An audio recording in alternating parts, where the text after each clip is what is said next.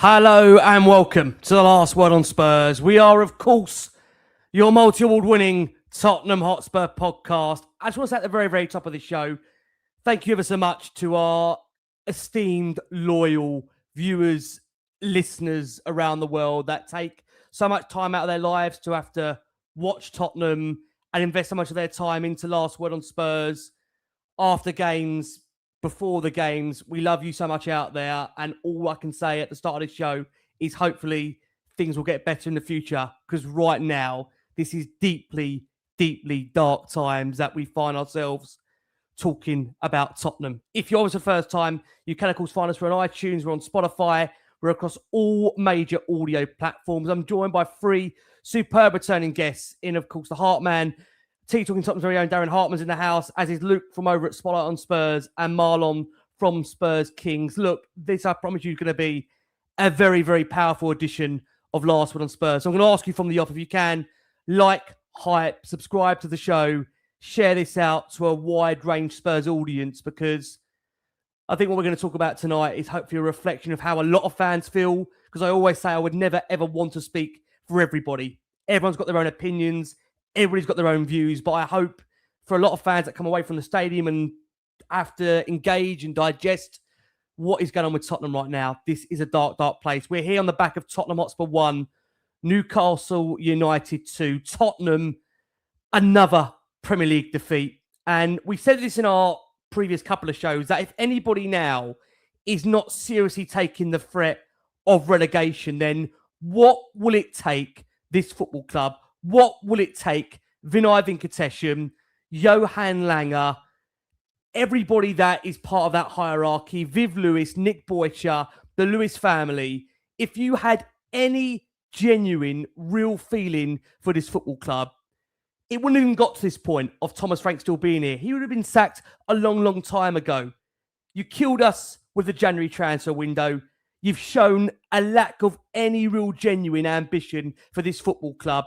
Not only since you've come in charge, in the past 20, 25 years since Daniel Levy was here. There's a lot of frustrated Tottenham fans out there, and we hope we're going to do them justice about how frustrated and angry they should be now. Because here we are, 2 Premier League wins in 17 matches.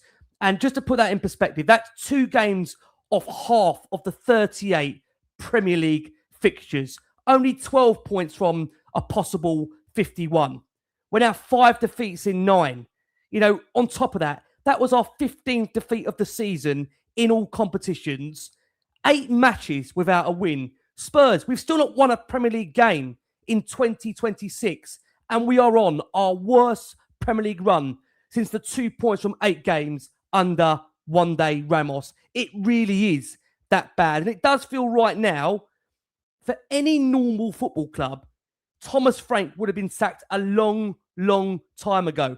It's not personal. I think Thomas Frank is a lovely guy, but this isn't about being a nice guy or a lovely guy. This is about a results-based business. And it feels like for now, Tottenham, it's the last chance they're going to get to sack Thomas Frank, with 12 days until the North London derby. And look, I think at this point, in terms of an interim, whoever is out there, come and save this football club, because no club is too good to go down. And we are in a dogfight.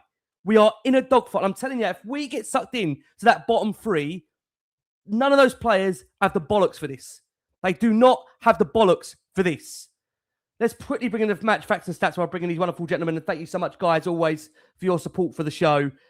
It finished Tottenham 1, Newcastle United 2. Tottenham 16 shots to Newcastle's, wait for it, 21.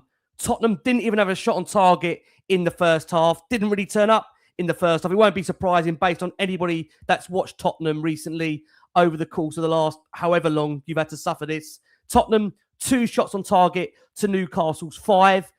Hear this out for listeners on audio. In our own stadium, at home, Newcastle, 53 touches in our box to Tottenham's 28. Vicario, the busy of the 2 goalkeepers, making 3 saves to Newcastle's 1. Newcastle out 14, out fighting us in terms of tackles, 23 to Tottenham 17. I'll repeat this. Tottenham at home in their stadium, 42 clearances to Newcastle's 24. Corners. We're at home. 2 corners to Newcastle's 12. Possession-wise, Tottenham, 53% to Newcastle United's 47%. About the only thing we could muster, really. XG, Tottenham at home, 1.86 to Newcastle's 2.76. I'm growing tired of having to keep saying how many teams have come to the Tottenham Hotspur Stadium and maxed us, outpaced us, outworked us, outrun us, and even XG consistently beat us. Spurs in their last 3 matches, Tottenham's XG 3.58 to opponents wise 7.07. Going to be a lot to talk about on this show, from the top of the hierarchy to the manager to these players, because let it be clear, nobody is performing to the standards of Tottenham Hotspur Football Club. And we are a big club. We are a great club. We might not be an elite club, but we are a big club. Guys, thank you so much for joining us. Luke, I want to open with you. My rant is over for now. I will just quickly say, sorry, this is the last bit I'm going to do talking, and I'm going to shut up, I promise. In terms of what it means for relegation watch, Leeds have overtaken Tottenham with a 2-2 draw vs Chelsea at Stamford Bridge. So it means Tottenham now sit 16th in the Premier League table. Man United scored in the last minute to draw against West Ham United. So it leaves Tottenham at the moment 5 points above the relegation zone. And to bring you a bit of context to that, we were 16 points above the relegation zone after this many matches last season, which I would, again, implore fans to understand. We are in a dogfight. Whether we want to admit it or we don't want to admit it, we are in a dogfight. And our form is relegation. Our results are relegation. And that table, we are sinking. We are spiraling out of control. Luke, lovely to have you back on the show, mate. Thank you ever so much for joining us. Let's open with you. Lots to discuss, but as things stand at the moment, no league win in 2026. I can't believe I'm saying this. 2 home Premier League wins all season. We're now in February. It just feels, Luke, at the moment, there is a lack of confidence coming from the board, the manager, the players. There's no real plan, apart from really hoping for a set piece to score. Luke, thoughts on the game before we get into the wider context of just what is happening to this football club? Yeah, I know you always say that you don't want to speak on behalf of the whole fan base, and you're right. None of us do want to do that. But I think a lot of fans, especially in the chat and people watching, are probably going to agree with pretty much everything you just said. I don't think that some of these players have got the bottle to actually have a relegation fight. I think some are equipped, but most are probably not. So completely agree with virtually everything you just said. In terms of the game, again, how many times are we going to have games where we think, right, they really need to come out and show us something, and then we're just awfully let down? It's just so lackluster. That first half, again, just continually, I'm writing notes, just no fight, no desire, lack of spirit.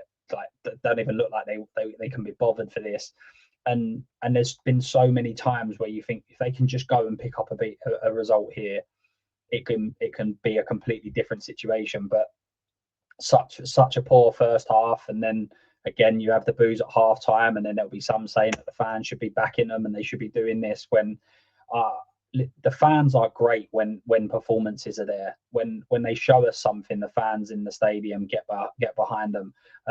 But we're just consistently not seeing anything. There's nothing to get up for. There's nothing to enjoy. There's nothing to. It's really, really, really, really strange. So yeah, just a real lackluster performance, and one we've seen time and time again. I've seen it far too often. Yeah, I don't really know how else to sum it up. It's just the biggest problem is that we're seeing it so often. I agree. And that'll be the terrifying thing, Luke. It's becoming a regular occurrence now. Down to bring you in. I mean, look, relegation, even by my own kind of thinking over the last 12 months or so, what we're going through at the moment, of course, having that Europa League in the middle, this is real. This is present. This is danger where Spurs find themselves. You know, you see at full time, big boos for Thomas Frank. At half time, chance sacked in the morning, calls for Pochettino to come back to the club. We talk about how much more can one man stand. And again, I will make this point. I think Thomas Frank's a lovely human being. This isn't personal. It never is. Just to be clear, it never is personal. This is a results-driven business. This is based on what we are seeing on the pitch. This is based on the product that fans are having to pay to go and watch. Now, sum up that game if you can even find the words to sum up that game. It's embarrassing. I think that's the first thing. It's embarrassing for us fans who have supported this club all our lives and we've gone through the trenches. Last season, we had a high that we haven't had for a very long time, winning Europa League. And tonight is a real reality. It's a real shock to reality and a shock to everyone's system. This squad is nowhere near at the level it needs to be. And in terms of aspirations and dreams, if people are looking at Tottenham, like you said earlier, Rick, as a big club, this club is not showing big club material. It's behaving like a club that is destined to be in a relegation battle and potentially go down. Because you said it right, Rick, no club is too big to go down. I remember the year that West Ham went down and I joked with their fans going, remember, nobody is too big to go down. It's all about your results. The performance today was embarrassing. It showed there was no character. There was no leaders on that football field. I know people speak about Thomas Frank being the man to go, and I totally hear that. I also look at every player on that football pitch today and go, you have to look at yourselves in the mirror and go, what did you bring to the table? There's only a handful that could even say, they can even go, I gave all of my effort was in that game. And I think that's really, really disappointing. That's a home game. As you said, Rick, people pay a lot of money to go and watch Tottenham. If my memory is right, that's a £94 ticket tonight. That's not a cheap night out. In that rain, in a horrible midweek game, and people are travelling all over the country, some globally, to come to this stadium for the love of the team, and you give them that as a return. That's shocking. That is shocking. And I feel for all of us right now, because every single one of us, as I keep stressing, we have to go to work, to schools, to colleges, and we're holding the badge and we're wearing it with pride and trying to represent this club. And they're not representing for us. The board isn't, the manager isn't, the players aren't. And it's a real sorry state of affairs. And if something doesn't change quickly, we're going to be in the mud. We are really going to be in the mud. And I feel that it's going to be the mud that is going to take a massive financial hit for this club. And that may be when they start reacting, because they don't seem to care about the football. I think when they realize that we could be in a relegation battle and this beautiful stadium could be in the championship, maybe they want to pull their finger out and do something. That's sad. That's sad that money has to drive a decision. It should be about the love of this game. And we're the only ones who love it, the fans. No one else seems to at that club. I do agree. Marlon, to bring you in. And thank you so much, as always, mate, for finding the time for this utter mess we find ourselves in. Another clueless display. You can say the second half gave you hope, but I mean, we've not seen this team perform over two halves for such a long time. I think like a lot of fans feel that Tottenham are genuinely going to be maybe relegated from the Premier League. Even I can't believe I'm saying that, unless they sack Thomas Frank. And I tell you, anyone that has listened or watched West Ham before they check this podcast out, they look a lot more equipped for a relegation battle than we are. We are in big, big trouble. And I'll say this, at the point of recording, because who knows what happens by the morning when I say that, or in the morning for listeners on audio. If Tottenham do not sack Thomas Frank, and pray someone out there would want to take over this club where we are, then I tell you, this club is only going one way. This January window, that's also killed us. Absolutely killed us. A lot to discuss. There's a lot of bigger picture stuff here, Marlon, we've got to get into, but thoughts on if you can even try and summarise what we've had to witness again. I think the performance is not surprising. I think if we all I think that's what, when we all look at it really, I think we will kind of expect this performance. I think what's killed us a little bit, and probably, is that for about half an hour or 45 minutes of today, reality hit in. West Ham were 3 points behind us, and they're showing that table, and then Leeds went above us, and we're like, uh-oh. And reality started to kind of hit into what's really going on. And we are in massive, massive trouble, because if I went and asked any of you lot now, where is the next 3 points coming from? It's definitely not going to be at home. That's one key thing at the moment. It's not going to be at home. So you're looking at the away form, and our away games ain't pretty. So it's getting to that point. And I've heard a lot of the older fans who are around in 1970s a lot of them have said it's becoming a lot like the year we got relegated. And I thought I'd never be in a situation where I'd be talking about Spurs and relegation. Even last year, it never ever crossed my mind that Spurs were, because we'd accumulated that many points that we could kind of get away with it. And I think it was that Ipswich and Brentford games where we just kind of got ourselves over the line to give us that one look over in the Europa League. But this is becoming a problem. I actually, when I looked at that game in that first half, I think what was the most disappointing part, it wasn't a football game. We didn't play football, Newcastle did. And the plan was this, and I can tell you exactly what the plan was in the first half. And I don't know where I am going to blame Frank for it, because you could tell the players didn't want to play it. It was literally hoof the ball to Solanke and see what he can do. Hold it up. That's all he was told. That's all. And we're playing Marlon for set pieces. That's all we're doing is playing for set pieces. Yeah, but the problem is that football's not worked in any shape or form since Wimbledon. No. And that is how far I had to look back. And Wimbledon had the players to do it. You can't ask players that are technically good on the ball to be hoofing it up pitch. I'm sorry, that you could clearly see they didn't want to do it, but that's what they were told to do. I get that the whole thing. Look, I don't understand why Basuma is starting if he doesn't trust him, and he's got Paulinho out there. He's obviously seen that with Kolo Muani. He can't trust him at the moment, so he has to leave him on the bench. I get he's down to his bare 11. I do understand. Yeah, we recognise he's got 12 injuries. I have to make that clear as well. You know, no one's sitting here saying he hasn't got injuries. We recognise he's got injuries, but of course we do. But the issue is you're setting them up to foul already.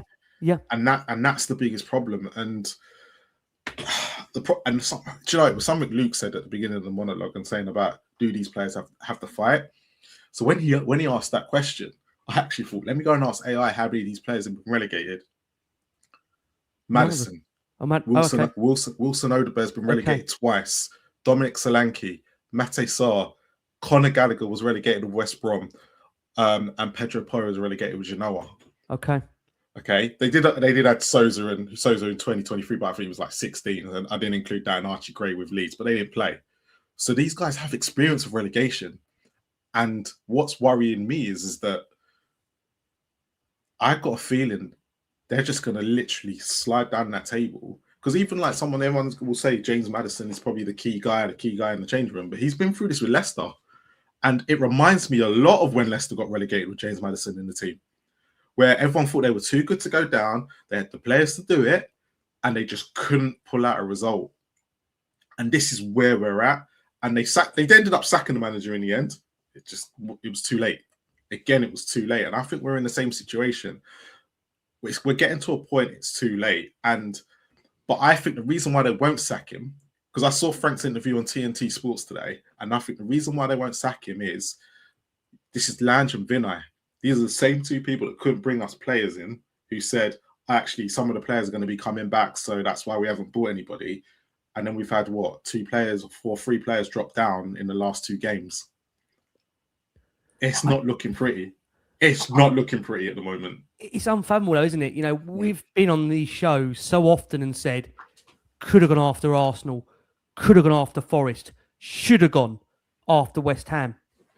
So at what point, now we're at where we are, he's being told as he leaves the walking way of the stadium, we don't want you here. You're getting sacked in the morning. And again, I will say this is not... I think people will get angry at me for saying this. I don't really, on this point, I hope you understand my point here. This is nothing personal against Thomas Frank. He's failed to scale up. The job is too big for him. And what hasn't helped him definitely is the loud drum noise in the background for Pochettino and the words he said. Because I think, credit to George Sessions, big fan of George over at the Tottenham Way. George said it so clearly on that episode where he said, you look at the words Frank has said since joining us, going to finish 17th, transitional season. This is not where we want to be. This is where we are.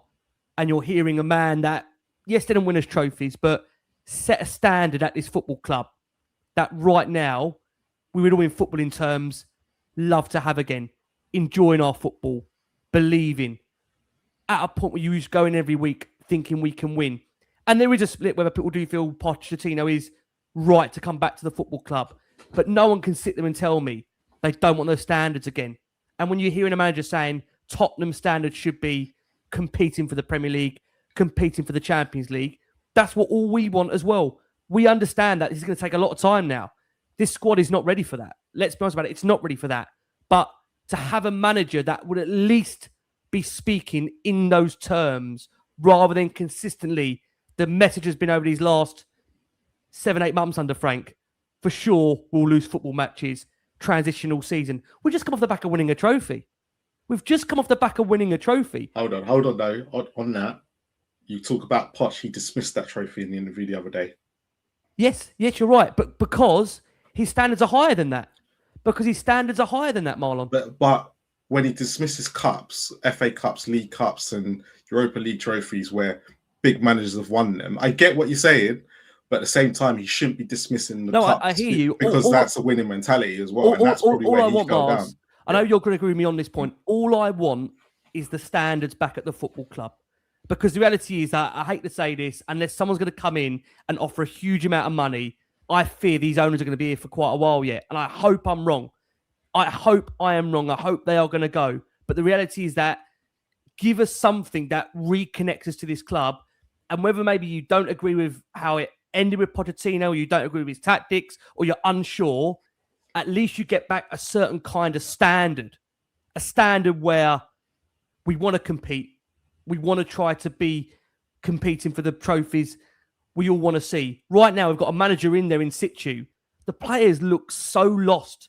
They look drained of confidence. No one is believing what they're being asked to do. No one knows the message. I mean, no one knows what's going on. You said about the first half there is no tactics. No one knows what's being deployed. And then when you couple that with the fact, because we're going to hear from Frank in a second, Tottenham's last 51 league matches have produced the club's lowest 51 game points haul since the 1913-15 season. We've now failed to win any of our last 12 midweek Premier League games, losing 9 and drawing 3 in that sequence. This is our longest ever winless run on a Tuesday, Wednesday, Thursday. That's not all down to Frank, just to be balanced on that. That was under Andy's tenure too. But this is at the moment, over the course of the fact we've gone 8 games now without a win. Well, I can tell you it's the third time in the last 13 months we went 7 games without a win. And that hadn't happened for 16 years before that. And we look at where we are now. Since the beginning of November, 2 wins in 17 league games. Only Wolves and Burnley have lost and won fewer games than Tottenham during that period. We've got 1 win in 11 league games. We've lost now 9 of them, And in that time, we've required last-minute equalisers to Newcastle and Burnley. And we've gone behind in 13 of these games in total. So, adding to the fact, we haven't scored more than 2 goals in any of those games. We've conceded 2 or more goals in 11 of those 16. And in 2026, only Burnley have won fewer points than Tottenham. I tell you, I know some are concerned if we don't make a change, but this club now is at a point where it's been so poorly run. I said this, and I do mean this, that the board, based on how they've treated the club over many, many years, they deserve relegation. They do. The fans don't, but the board do. The board deserve relegation, but the fans do not. It's a really, really sad state of affairs. A really sad state of affairs. Look, we're going to go for our first break of the show for our listeners on audio. Thank you ever so much to the over 15,500 that are joining us on this show. We really appreciate all your support. I did say at the top of the show, if you can for us, like, hype, subscribe, push this out to a wide range Spurs audience. That would be great. We're going to get the guys' thoughts after we hear from what at the moment is still the Spurs head coach, Thomas Frank. Let's get his thoughts on what he's made of that display against Newcastle United.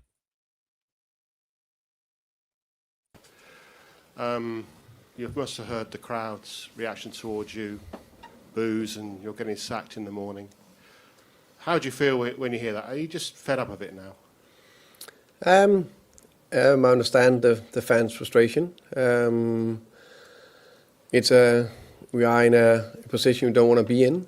That we're working very hard day and night to change. And I also think it's a situation now the club has been in it's fair to say, almost 2 years, and ended last season as well. Clearly a pattern that we struggle to manage Europe and Premier League. And that's something Me, the team, the club, the players, we need to learn to do even better physically and mentally to deal with that. And part of that, of course, is the 11 injuries, or now 10 plus a suspension plus another one today, which of course doesn't help in a situation like that. And then we face, yes, a Newcastle team that is, I can say, struggling a little bit lately. But if you look at the team they put on the pitch compared to what they've done the last 3 years, I think it's fair to say it's quite different to us. I think Newcastle were more on top first half. I think we came back in it very well. And then I think it was a little bit symbolic for a season that we had a transition going one way, and then we missed past it, and then went the other way, and we defended badly for the 2-1 goal. It could have been bad enough. Could have been even worse. I think Manchester United at the London Stadium equalised with one of the last kicks of the match. So West Ham gain a point on you in that battle for you to stay well clear of the relegation zone. Obviously, I think you go down another place below Leeds. There's now 12 games before the best team in England come here. 12 days before the best team in England come here. Will you used to be in charge for the Arsenal game, do you think? Yeah, I'm convinced there will be. We all, and I think I understand the question. I understand it's easy to point on me, but I also think it's never only the head coach, or the ownership, or the directors, or the players, or the staff. It's everyone. If you do something right, you will build something that can last. Of course, we are not in a top position now. Everyone knows, directors, ownership, myself, what position we are in and what we need to improve and what we need to do better, and that's what we're working very hard on. But they can hear the boos, they can hear the reaction of the crowd as well. I guess so, yeah.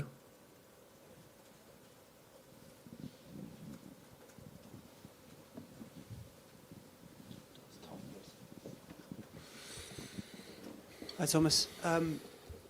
Eddie Howe's just been in here. He knows what it's like to have gone down with Bournemouth, and he talked about how injuries can play a massive part. The thing that you've just talked about. How much do the hierarchy understand all of those points from your perspective? Of course, they understand that. I think everyone can see that you can just put the 11 players that is out in a lineup, and then you can compare the two teams, and then you guys can judge which player is out. So of course that affects things, but it's my job to how can you say, do everything we can to find solutions with the players available. Eddie also talked about needing in these difficult times players to give everything for you, to be there when the chips are down. Do you feel like your players are giving you everything at the moment? Yeah, if you see them out there, I think they're running very, very hard. I think it's tough for them. It is tough. Hey, football and life is tough at times. It's just the way it is. And when you have things going against you, you need to show resilience. You need to show your true color. And we are definitely tested to show that. And just lastly, another injury to Wilson Odobert. It looked a nasty one. I mean, did you have any update of what the situation is with Wilson? No, not yet. I hope it's nothing too serious, but I don't know. I don't know what it can be. Of course, I hope there's not a serious injury to a 20-year-old young player.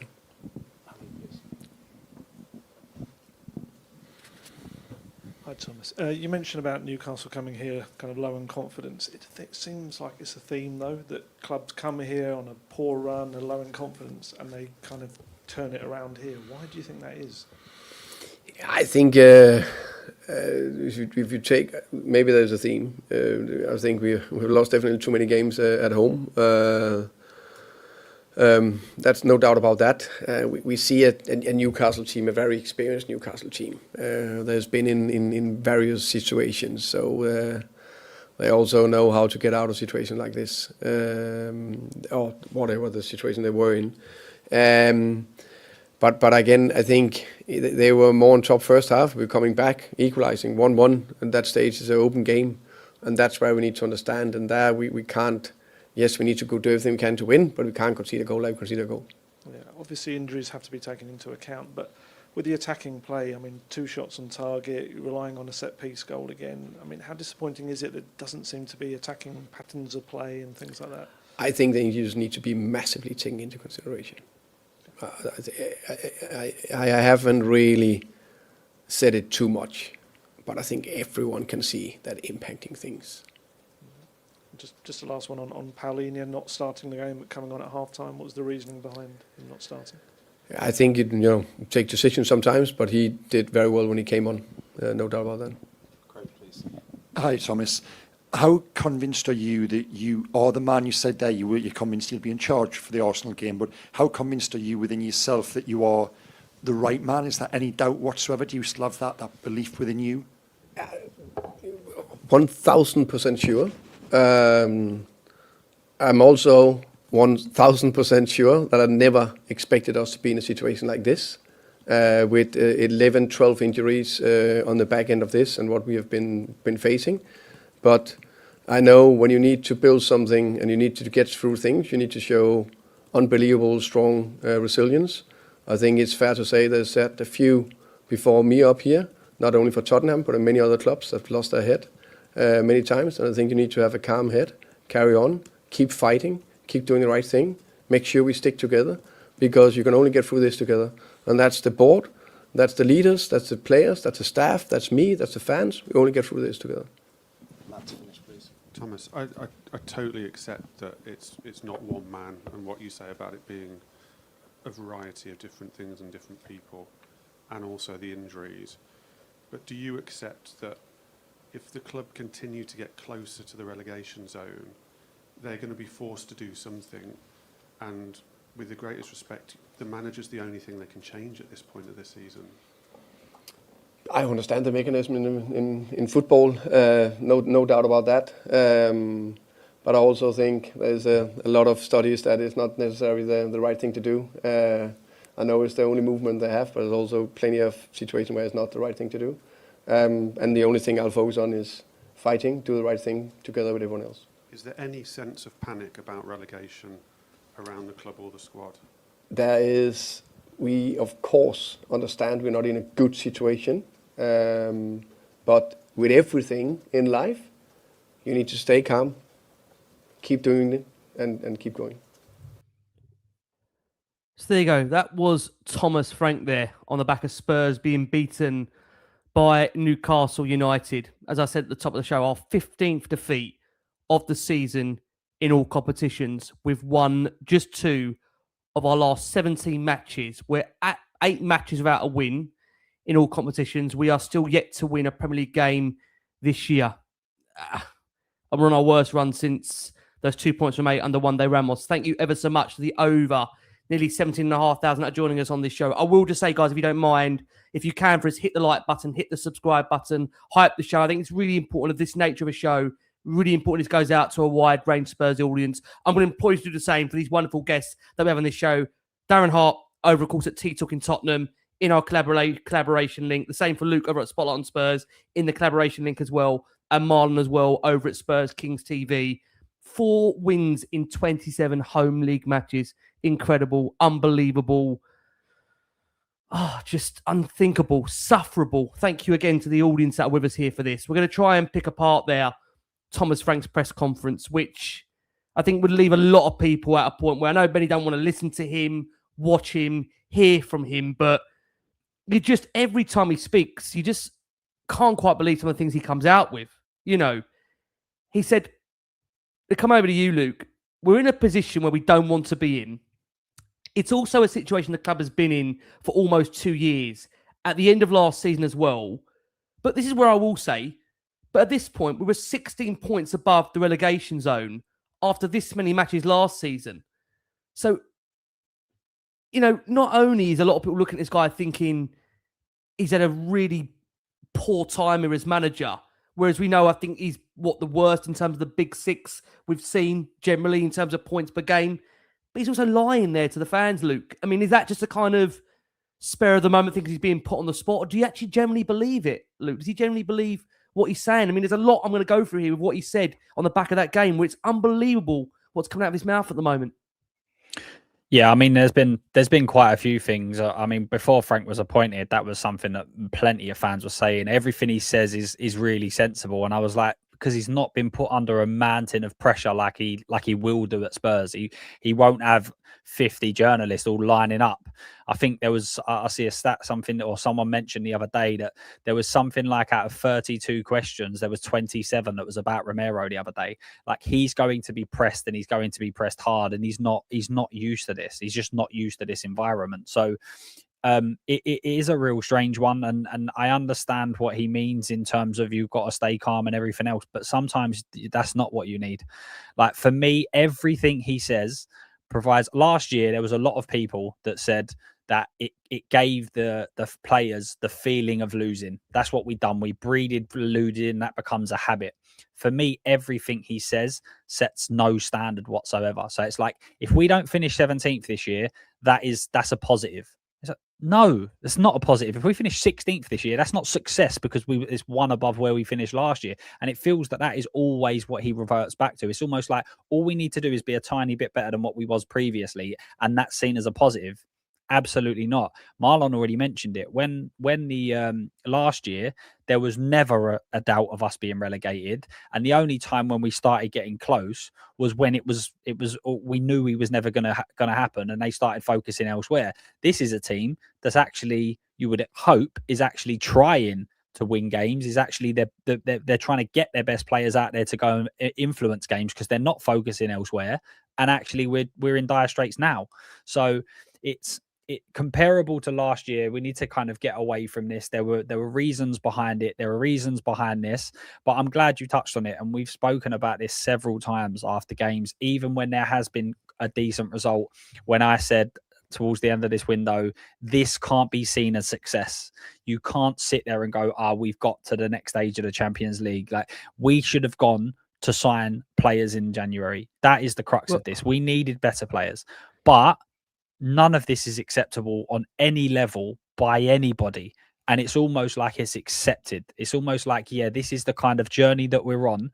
But what happens if you're just backing the wrong horse? Because not every manager that just consistently gets time becomes success. But this is the crazy thing, Luke. It feels like only Spurs fans seem to be saying this. Like, when you listen to the media in general, there feels like this is media protection around Thomas Frank. And look, I said it, I was one of Andy's biggest critics, I think, last season at times. But when you look at the criticism compared to what Ange was getting to Thomas Frank, and again, I was not a big Ange Postecoglou fan, but I don't like agendas. I'm not an agenda person.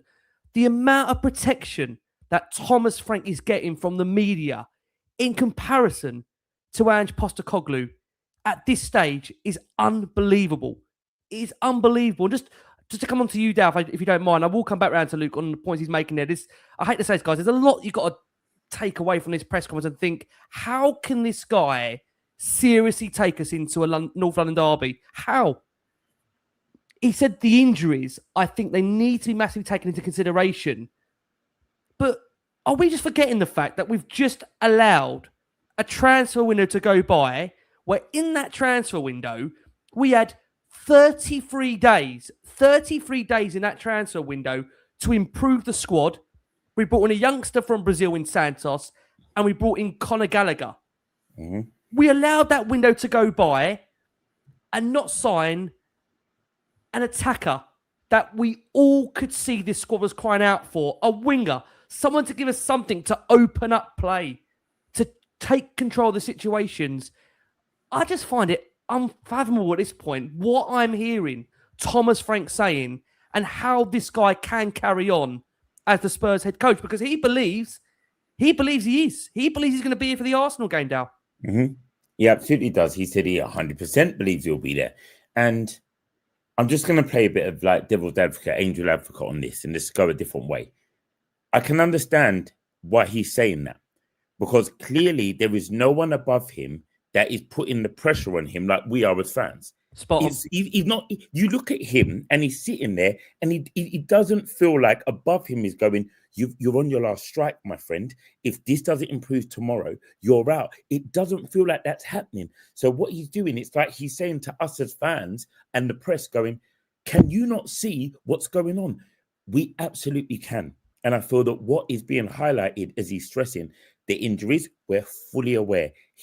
God bless this man as our manager. He has not had the squad fully available to do anything. And that list in front of us, if you're watching, is a huge list on audio. It's a long list of players that are out right now. The Bentancur, Bertville, Dansos, Ben Davis, Kudes, Kulicheski, Madison, Poro, Richarlison. Like it's a massive list. It's a huge, huge list. And I understand any manager will go, that's hard to play the football I want to and to get the results I want because I don't have the resources that I need. I understand his plight. I understand that issue for him. But what we're seeing as Spurs fans is the system that he's implementing and the style of play that he's implementing is not working for anybody. We've got two completely different setups. First half, we look absolutely terrified of everybody. We start the first half going, you guys are better than us. So we are inferior to you and we're going to try and survive till the 45. And if we can survive till 45, then we're going to come out and have a go at it. And it doesn't make any logical sense. But clearly, it seems to be the way we're setting out. As Marlon said right at the offset, this game was not a surprise to any of us. How it started, how it finished, it was not a surprise. So it's not a surprise to any other Premier League manager. It's not a surprise to any other Premier League side. We're so obvious what we're going to do. And I think that's scary as well, because you look at our manager going, he doesn't feel he needs to do anything different. He doesn't feel like he needs to change. And we're as fans putting our hairs out, losing our marbles, going, it must change. The problem is for everyone, which we all can feel as fans, this change has to happen way above Thomas Frank. As you said, Ricky, these people on screen now, our board, our leaders, the people in control of the checkbooks, they had a whole month to show a manager that we can see the issues you have and we're going to help you fix it. And they did nothing for him. Don't tell me Conor Gallagher and a young boy from Brazil is enough. That does not equate to what we need. Love the pair of them. They've done nothing wrong. They're cannon fodder right now. But that is not what we needed. The board did not give him what he needed. So if you sack him now, you can't blame him. And then obviously, if you do sack him, all of our eyes, all of the fans look up and we look at the board and we start putting all the heat on them. They don't want that heat. So Frank's the easy scapegoat for our energy. He's going to stay till the end of the season. It's shambolic. It really is. I'm in a situation right now where if he gets sacked, I'm shocked.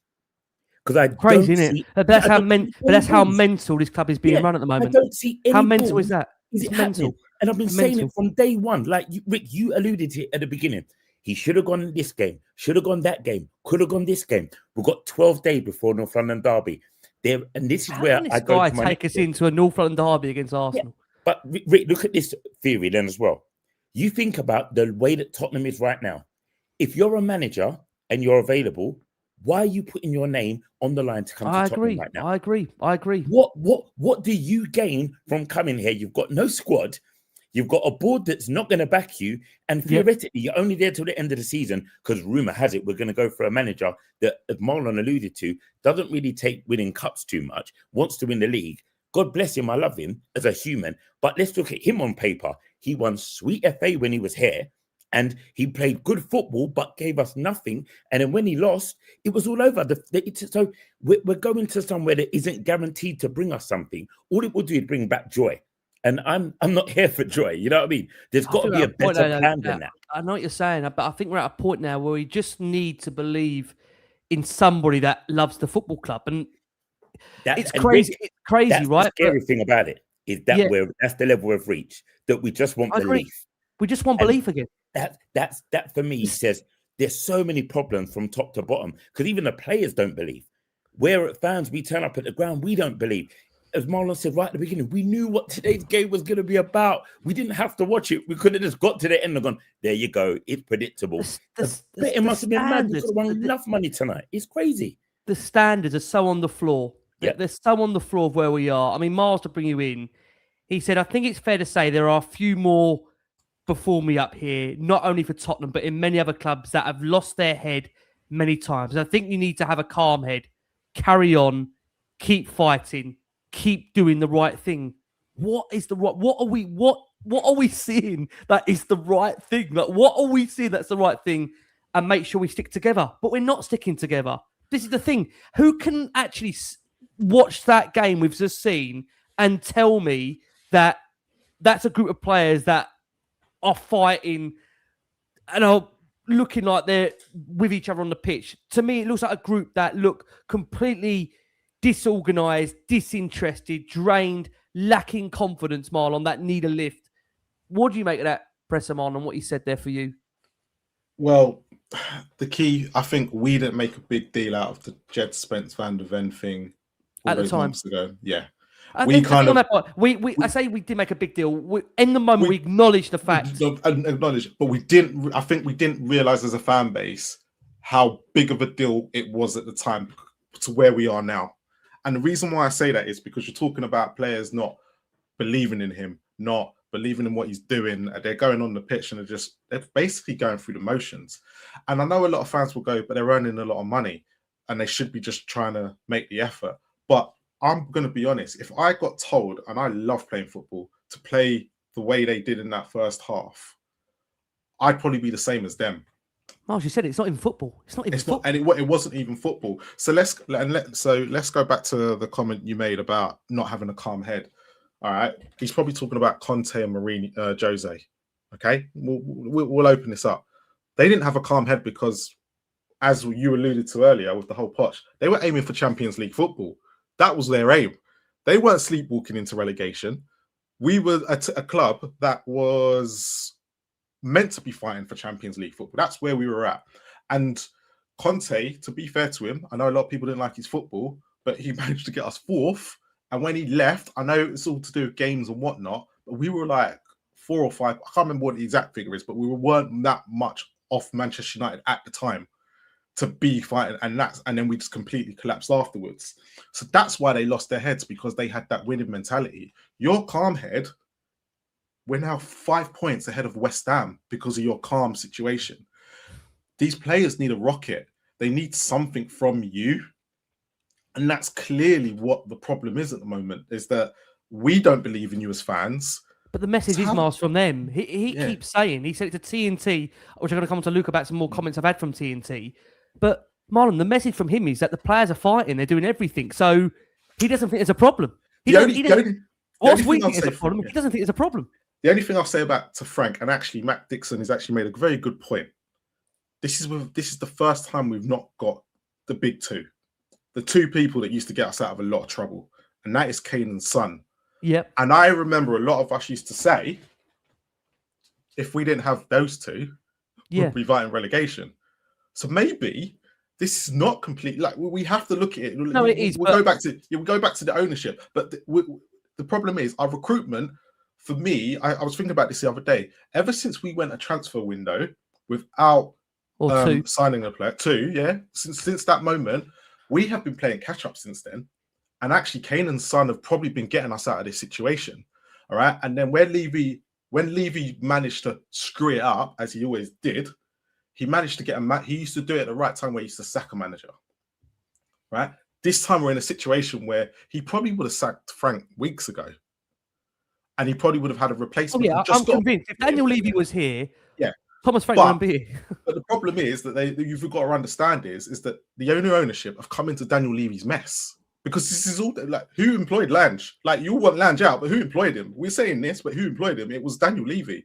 Yep. Okay. I don't think he employed Vinay. I'm going to give him that. I don't actually think he employed Vinay. I think he was stuck with Vinay, and that was because they knew what was going on and whatnot.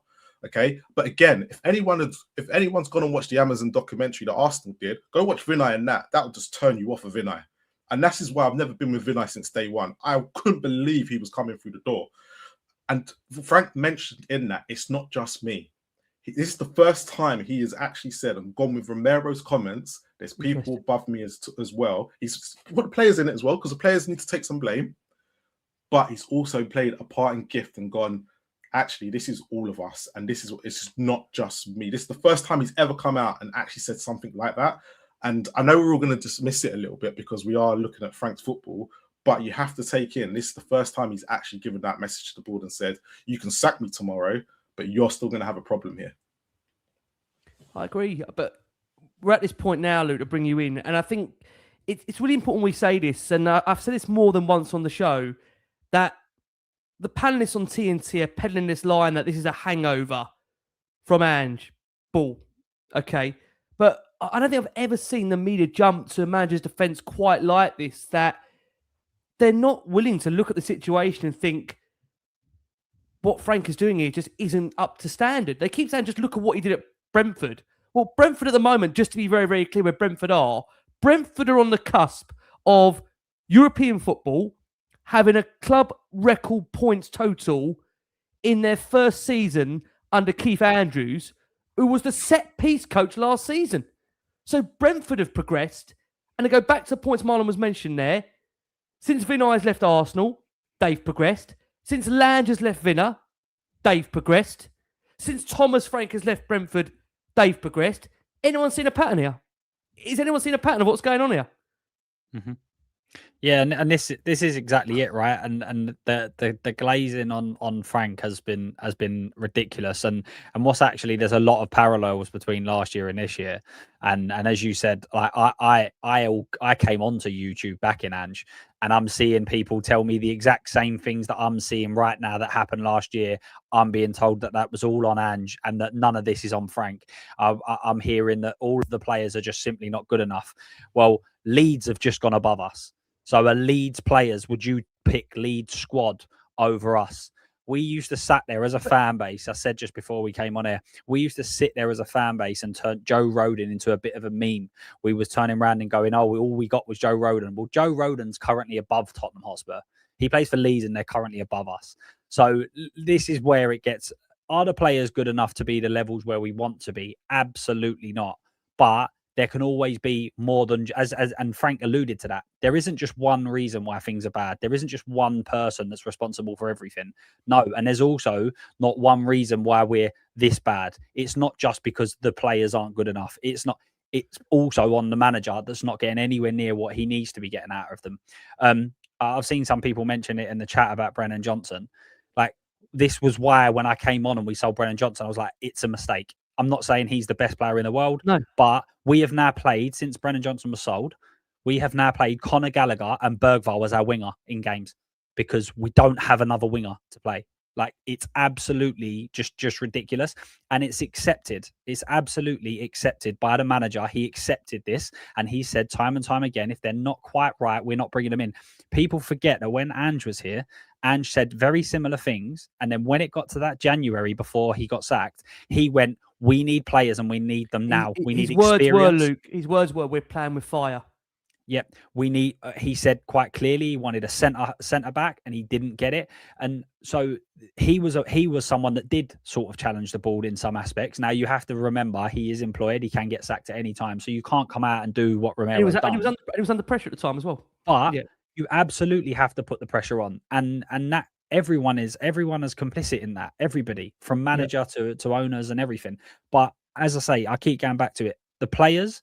They are going to be sitting there. When I said it about Romero's statement, the players, right? There are injuries in that squad we don't know about. There's 100% injuries. People have got niggles. People have got knocks, right? They are being willed out week after week to sit there and take abuse, take booze, take getting run at by players constantly because all we want to do is sit back.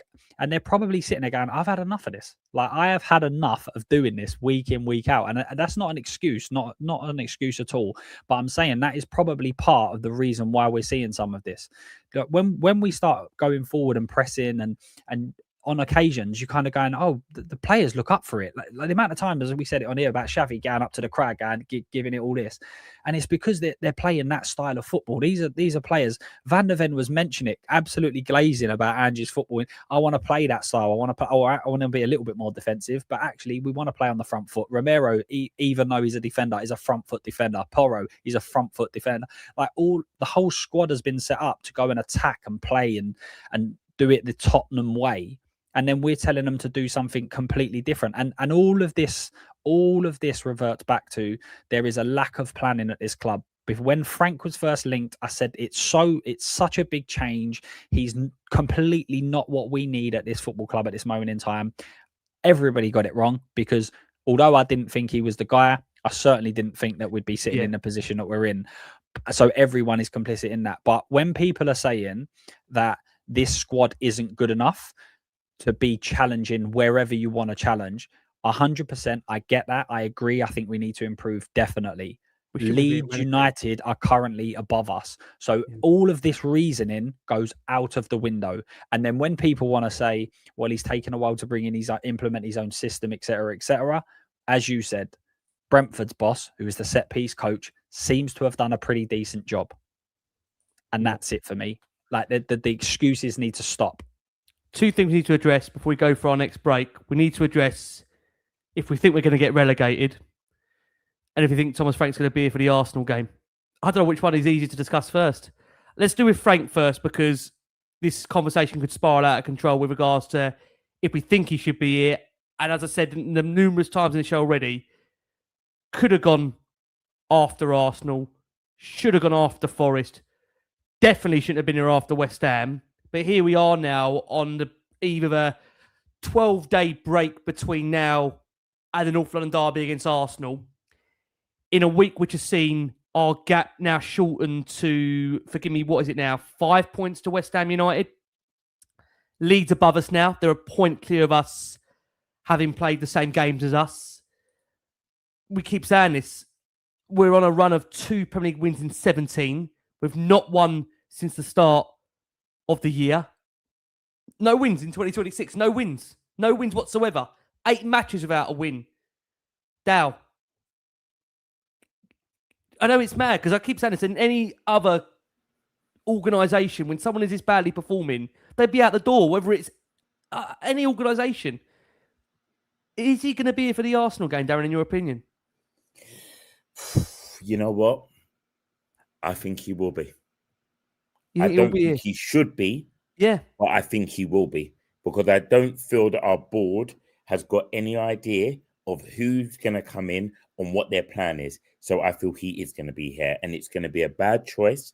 And whether we win or lose that game, the precedent going forward showed that they haven't got an idea and they haven't got a clue. And it's sad and it's shocking and it's worrying. But I don't see him being sacked with 12 days between now and that game. I think he's going to be here. Is that because they haven't got the bottle to sack him, or because you just think there's nobody out there that will take this job down? I think it's all of those. I don't think they've got the bottle to do it, because Vinay's vision is we build, we take time, and it will come, and we invest, and that's how that's his modus operandi. If that's the case, this guy it's an inside job. Yeah, it's an inside job. It's an inside job. I'm smelling it, Rick. I'm smelling it like that as well. It's absolutely. He's come to do sabotage. He's wearing red and white underneath. He's come with sabotage. I also then go, when you look at the options out there, as I keep saying to people, it's a sad state of affairs when you look at our wonderful club and go, who wants to manage us? Who wants it? And the thing is, I think, you've got people in and around the football club. If you asked, and Cracker said this so often, you ask, and whether you like, again, these options or not, this is where we are right now. You ask a Glenn Hoddle, you ask a Jermaine Defoe to come with Harry Redknapp, whether you think these are right or wrong options. But right now, we're at a point where, Dow, I genuinely think any kind of football in mind in there has got to be better than what we're seeing now. Rick, I totally agree with you. Listen, I'm not disagreeing. No, I know you are. I know. I just don't see the board having the bottle. And also, remember, talking to people like Glenn Hoddle and Harry Redknapp, you've got to have a certain respect for them guys. And you've got to come to them humble and be like, we're in a mess. Can you do me a favor and help us out? That means it's going to cost you a lot of money as well. Because Glenn's fine. He's earning his money on TV. Yeah, Harry just wants a brown envelope. So you've got to come to these guys properly and go and give them respect to get them over the line. If you do that, you're going to have to give them what they want and look after them, because they're going to motivate the players and they're going to do what the fans want. But then that also highlights the board's lack of knowledge, lack of a structure, and it highlights their mess. And I don't think they want the eyes on them right now. Frank's easy to be the target. Anything they've said in this past 2 months in terms of that statement from Vinay, I can promise, I think there's a lot of Tottenham fans out there. I don't speak for all Tottenham fans. I will say this all the time. I only speak for me. And however anyone feels out there, it's up to them. But you can't tell me, Marlon, that what they've said about upping the wage structure, bringing more experience to the squad, and in that time, you haven't signed a player since that statement. Paratici's left the building. A first-team coach has left the building. We brought in another, I think, a 9th member of the Brentford staff to come in, right? Which, again, would maybe add even more fuel to Darren's point there around the fact Frank being here.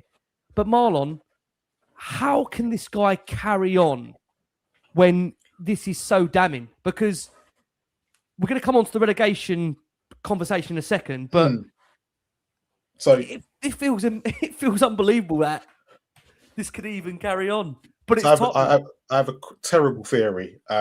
Look, and I think he will survive to the Arsenal game because it's a win-win situation for the board. And the reason why I'm going to say that, because if they bring in someone now and they lose to Arsenal, you've said it time and time again, they should have sacked him weeks ago. Yeah. They go and bring someone in, and I wouldn't be surprised even if someone else wanted to come in. They're going, I don't want to have the North London derby as my first game. Yep. It's a hiding to nothing. At the present moment, it is completely the worst game you could come into. And for us to have that 12-day gap and it be Arsenal, I think he would have gone in any other situation. So what will probably happen is they'll give him to Arsenal and then go, you know what, we'll sack him after that because it's easy for them. They can go, we had to bring him in after the North London derby. You don't, because because it's a win-lose situation, because if they bring someone else in, then it's not guaranteed they're gonna have a Carrick moment. No, I get that. I understand what you're saying. Where he comes in the Manchester derby, and if we get smashed, then everyone's going to be looking at them. So they have to divert they're going to have to divert the attention away from them a little bit. So if they give Frank until the Arsenal game, all of us are going into that game going, we're going to get beat. Actually, at the present moment, I think a lot of us think we're just going to get absolutely smashed and completely torn to pieces. The only thing that's going to save us is if Arsenal have a Newcastle day and they miss all their chances. And they have a lot of injuries beforehand. And they have that's not going to happen. That's not going to happen. But even then, we've lost two more during this game. We have at least one during this game. So what my theory is, and this is where I think that Vinay will be thinking about it, is let's do it after the North London derby, because actually it brings us in a better light to go, actually the North London derby was the last straw. That was the game that he had to get a result in. He couldn't. And then the new manager will come in the next day and then get on with Fulham. I think it is straight after that. Yeah. And that's where I think they're going with it. Whether I think that's right or not is a complete separate question. The question you're asking is how I'm thinking that they're thinking. And just knowing that how Vinay is with comms and communication and trying to bring some light to this, because this was the same club that asked Paratici not to leave on the 1st of January because it made them look bad, even though we all knew he was going. So this is why my theory is they're going to kind of wait until after that game. It's probably, and like I'm going to say again, the fact that we've got 12 days, because a lot of people say, but you give the new manager 12 days to work with the squad. The club's not thinking about the football pitch. They haven't thought about the football pitch once. So no. Why in the right mind are they going to think about it now? And it's just and then you've got someone else to come in and try and manage them against Arsenal. Now, if they're going to go pick someone, I don't believe they're going to go pick anyone decent anyway. You're saying bringing Redknapp and all them people. I don't think they even would know how to pick up the phone and get to these people, because these are the kids. And this is what I said to someone the other day. When it comes to Enoch and the kids, these guys have never run a football club. They've never run a successful business. They never started from scratch. They've never had to fight for it. They've their dad's done it and been in that business world. But it doesn't mean that they can come in and run it and for it to be successful. It'd be like me if I was born into a rich family and I went and took over a business. I've never worked from the bottom to up. I'm in the middle. Can I make that business successful or not? Maybe. I don't know. Probably not. I don't know what it's like to grind and work hard and they're managing $1 billion pound business, and this is what you're expecting. So this is why it's just it's all a mess. I agree, Marlon. It is. Luke, let me come over to you. We're just hearing news coming through just on the show here for what it's worth. It was a Paratici target at the time, but we're hearing reports from Fabrizio Romano that Roberto De Zerbi and Marseille have parted ways with immediate effect. Decision made following direct talks and reflections between the parties. There's no issue between De Zerbi and the club management and players. De Zerbi believes it's for the best. There's a manager out there that's available, Luke.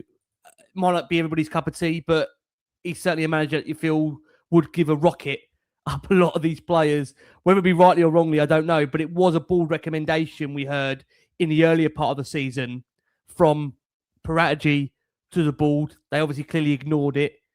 Gut feeling for you, Luke. Is he here for the Arsenal game? Do you agree with Marlon's take on what he said there? Because I can see what he's saying. It's plausible what he's saying. As wrong as it feels. I think he is. I think he's here, and this is the thing. We don't know about the plan, right? Because the plan in the summer was they didn't go big because they were going big in January. Then it came to January and the plan was that they're going to go big in January.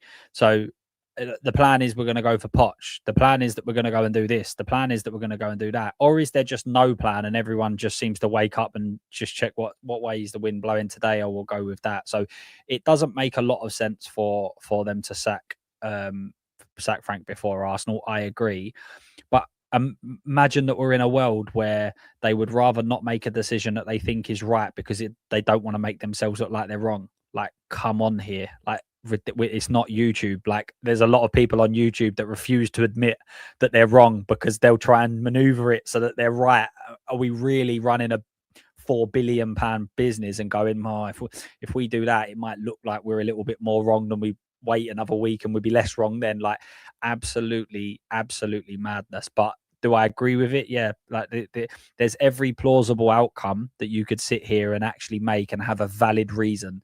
Do they sack him tonight? Yes, they do, because De Zerbi's available and they're just going to go and throw, I don't know, 7-8 million at De Zerbi to say take over for 6 months and then we'll evaluate in the summer. Is that plausible? Yes, it is. Does Frank stay here until the summer because they want Poch? Yes, that's a plausible outcome. Like, you can make arguments in every single aspect, but for me, it lacks of no plan. There's no plan. There's no understanding. Paratici being told to almost wait around, sign no players, but make 4 signings for his other club that he's going to. 5, Luke. He got a 5. He got a 5th on deadline day.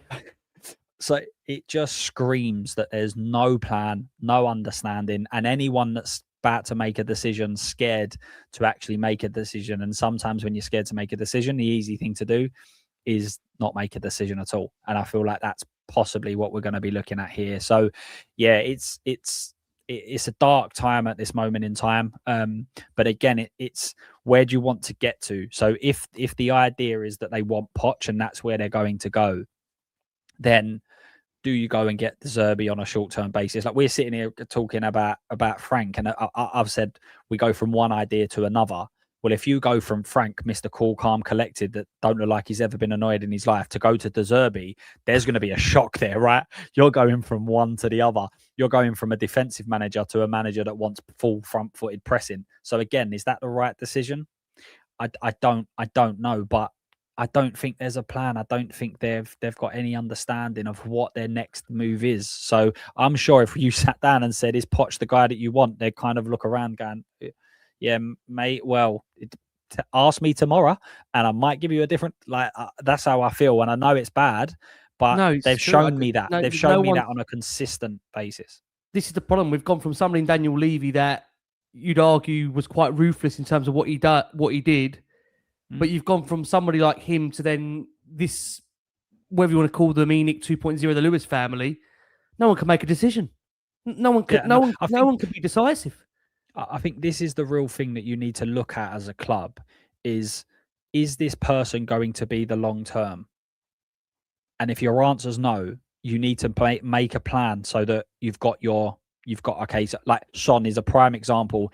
Is Son your long-term left winger? No, he isn't. He's aging. He's declining. He's physically okay, so what are we doing about it? We're doing nothing until he goes, and then we'll have a look. Like, and it feels like we're in exactly the same situation, just with a different facet of the club, a different, that's what it seems like to me. It's almost like, well, in a week's time, we'll make a select decision. Is Frank your long-term guy? Is he the one guy that you think is going to take you on to the level you want to become? In my eyes, no. And I've not felt he was ever going to be that guy. I thought he was going to sort of stabilize us to a mid-table team. And that's all I thought he was going to do. So they need to come up with a plan. And from what I'm seeing from the outside, there simply isn't one. Well, we need to address relegation and whether we genuinely feel this club is going to be relegated, because I said this in the earlier part of the show. Whilst the fans, we don't deserve this, the board, they do deserve relegation. The neglect that we've seen around this football club for far, far too long. And you look at clubs like, Darren mentioned it earlier, Villa, Newcastle, these are big football clubs. They've got big fan bases. West Ham, even in that, I can include them in there. That might roll a few, I don't know. These are clubs with big following. You know, we've seen it over many years. No club is too good to go down. They're not. Look, we're going to go for our next break of the show. When we come back, we're going to get into where we are and if Tottenham are going to potentially be relegated. I can't believe I'm saying that on Last Word on Spurs. Thank you to the over 20,000 that are with us during this show. We're joined by Luca at Spot on Spurs in the collab link. Please hit subscribe to his channel. The same with the Hartman over at Tea Talking Tottenham. Please do the same. Hit the subscribe button there. And Mon over at Spurs Kings. Please do the same and hit that subscribe button. Let's hear from Dominic Solanke, who's been reeled out to the media on the back of that defeat to Newcastle. Let's hear from Dominic Solanke. Take today. Thanks for coming out to speak to us. Just give us your assessment of the game. Yeah, frustrating one. We knew it was a big one. We wanted to try to get the win. We didn't quite manage to do. I think first half we weren't quite good enough. Got into the game a lot more in the second half, but didn't quite manage to get a result. Can you take me into how it was for you personally? It looked like a real physical battle out there tonight. Yeah, it was. They got some big lads at the back, physical lads at the back, and we knew that. But yeah, the Premier League is physical. It's always going to be a battle out there. And like I said, it's a shame that we couldn't get the 3 points today. Once we scored and got back into the game, what were we missing in that next period, in those next exchanges? Yeah, I think obviously we didn't want to concede again. I don't think it was too long after we scored. So that kind of killed us a bit. I think we was building momentum, and obviously when the game's a tie, we try to kick on to get the win. But obviously when they scored again, it was always going to be difficult to try get that momentum again. Can you just give us a little insight into the group? It must be obviously a incredibly deflating feeling, but it's been a really tough period. How is the group in there? Yeah, obviously emotions are quite high at the moment. Like I said, we wanted to win the game. We want to turn this form around as much as anyone, and I think it's always difficult, especially when coming off the back of 2 losses. But we know we got to put it right. We know that we haven't been good enough recently, and that's what we'll be looking to change. Just finally, Dom, what comes next? We've got a little bit of a break now. What will you guys go away and look to do over the course of the next few days? Yeah, like you mentioned, we've got some time now, so we need to recover and then do everything we can on the pitch to try and turn this form around. Like I said, we know we got a big game next, and I think it would be good to spend some time on a training pitch and work on what we need to. Dom, thanks for joining us. Thank you. So yeah, that was Dominic Solanke there. You almost feel for certain players. They're put up to these in-house media interviews where who can we pick a player that some fans will have some kind of buy-in with at the moment? Oh, Dom's scored a few goals since he's come back. Let's stick him up there. Honestly, just such dark times for this football club. Again, I mentioned we're joined by Luca at Spot on Spurs, the Heartman, Tea Talking Tottenham's very own, and of course Marlon at Spurs Kings. Guys, thank you ever so much for all the support for this show. Look, I generally say with the panels that we assemble on Last Word on Spurs and with the close-knit group that we have, I honestly could not do this show without these fabulous, amazing guests. And I will just say again to implore a lot of the audience that I see out on the dailies, on the streets that stop me. And honestly, I mean this, that without the love and support we get in this community from Tottenham fans, it's very, very hard to do these shows. It is really, really hard. I know for all of us that you hear this word content, we're in the world of content. You know, many will know that we started this 7-8 years ago, me and Jason, all those years ago. Content was never even a word back then, right? It was just, no one knew what the word content meant. We did this for our love of Spurs. And I always said that we're not a platform that is one to just create hysterical noise. You know, we try and rationalise what we see, how we feel. We're here for the good of Tottenham, the bad of Tottenham, but we always try and show up. So the conversation we're having next around relegation is something I never thought I'd be ever having a conversation with on Last Word on Spurs, but we're going to have it. So, yeah, thank you again to the audience. And like I say, I will just implore that point. If you can, like, hype, subscribe. It's really important we push this out to a wide range of Spurs audience. You know, I can say this, I'm acutely aware a lot of people in Tottenham, around Tottenham, family, friends of players watch this show. And the reality is that, look, people that ask, does it have any influence? Well, let's be honest about it. It's not had very little influence at all whatsoever, because I know we've had our feelings around managers, players in the past, but what you're seeing right now, as I've said, is, in my opinion, I can't speak for the rest of the guys and for anybody else out there, it's pure, utter neglect for this football club. Utter neglect as to where we are going. It really is. Don't care. There doesn't seem to have any kind of sense of any knowledge on that footballing board and any feeling for how Tottenham fans are feeling. Marlon, should we open with you before it looks like you're fully gone on us there? I know it's tempted to go. I know it is. Relegation. You know, we've won one home league game since August the 16th, which is even then 2 months ago. Our next 9 Premier League fixtures come against side that we've collected a total of 7 points against in the reverse fixtures this season, with 1 win in the 10 games we've played. How real, in your mind now, is relegation? Are you actually now believing we will go down? The problem I've got is, so let's take the teams that are around us at the moment. The teams that we should be probably getting points against, which is Leeds, Forest, and who am I missing that we've got to play? Palace was the other one, and even Fulham. So let's take them ones. So Fulham's away, so that's probably, but they're on form. So we've got to play Palace, Leeds, and Forest. The issue I now have is they're all at home, and we're not picking points up at home. But on that point, Miles, that you carry on, we've won just 2 of 13 home games this season. That's a 15% home win record. And they've all been against teams that beginning with B. So good luck, Brighton, when you come. But no, in all seriousness, today was the first time that reality hit home. That this is real. And like I said, when I said earlier about the Manchester United West Ham game, and for that, I think it was like 45 minutes, we were sitting there and we're looking at West Ham going, oh crap, this could be happening. Because if Forest pick up a point when they play, is it tomorrow they play? If they pick up a point tomorrow, guess what? West Ham are chasing us. We're the nearest ones to them.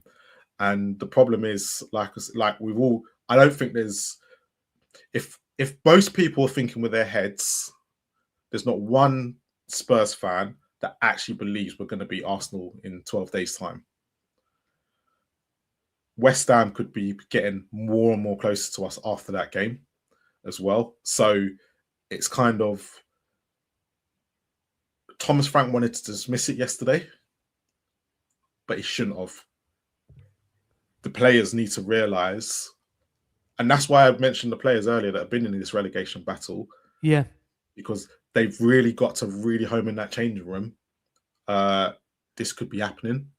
It's not something, and because I saw Nuno do it at Forest already, I kept saying to people, Nuno hasn't hit the point where it switches for him. He done it at Forest, when he went there, it switched for him. He got the results, got him out of trouble. And they're playing, they're fighting. And they're fighting. And they're playing well. What did West Ham do that we didn't? They went and signed players in the positions that they needed. And what a dramatic change. It's not just made to their whole system, but to the players already at the club. It's the group. Somerville, the guy that I remember a lot of Spurs fans will go in. He scored 5 goals in his last 6 now. It's just amazing what it brings, the energy it brings to other players. And actually, if you bring in a player that suits the system and style, they put in 2 forwards who actually work. I think they've only scored once or twice, but because they work so hard and bring so much pressure for West Ham at the moment, West Ham have just gone through this run at the moment where you're going. I think a lot of people thought they were going to lose tonight, but they've picked up another massive point. It's just whether they can keep it going. For me, it's between Nottingham Forest, us and Leeds, because our form is dipped upside and down, and I think we can drag Palace into it if somehow in a miracle we can get 3 points from somewhere. But if West Ham keep doing what they're doing, they're going to get out. We'll be talking about, they won't even be talking about relegation candidates, because it will be the rest of us that fall in, because we're the one, all the rest of us are sinking ships at the moment. Palace only picked up their first 3 points at the weekend. Leeds have only picked up a point tonight, so let's not get all overreaction with them. We don't know if they're going to hit form or not. Their form's up and down like a yo-yo, and Forest can't seem to buy a win, and they're in the Europa League still. So it's kind of, they can't manage 2 games a week, but at the same time, we've still got the Champions League to come. For me at the moment, as Spurs fans, is that our word has got to be spoken about, because we can't be sitting there pretending it's not happening. No matter how big we want to think we are and whatnot, and how big this club is and the size of the stadium, but this stadium could be in the Championship next year if we're not playing our cards right. And I think what's worried me over the last week or so is how many of the older generation fans, that, again, like I said earlier, from the night they said, a lot of them seem to be comparing this to the season we did get relegated in the 70s. This is the feedback we're getting from a lot, from emails, from viewers and listeners that they've and that's seen. Worrying me. Yeah, and that's what's really worrying me, because when them fans stop believing and they start to, you have to listen to your elders, and they've been through it. They've seen it. I've not seen Spurs relegated. Yeah. So I can't sit there and say, yeah, this, that, and the other. So this is why I'm now at a point where I've been thinking about it for a couple of weeks, but tonight has really hit home. And I think these players need to buck up their ideas, not just, and Thomas Frank as well. Thomas Frank, because as the reporter said earlier, the only thing we can change right now is the manager. Yeah.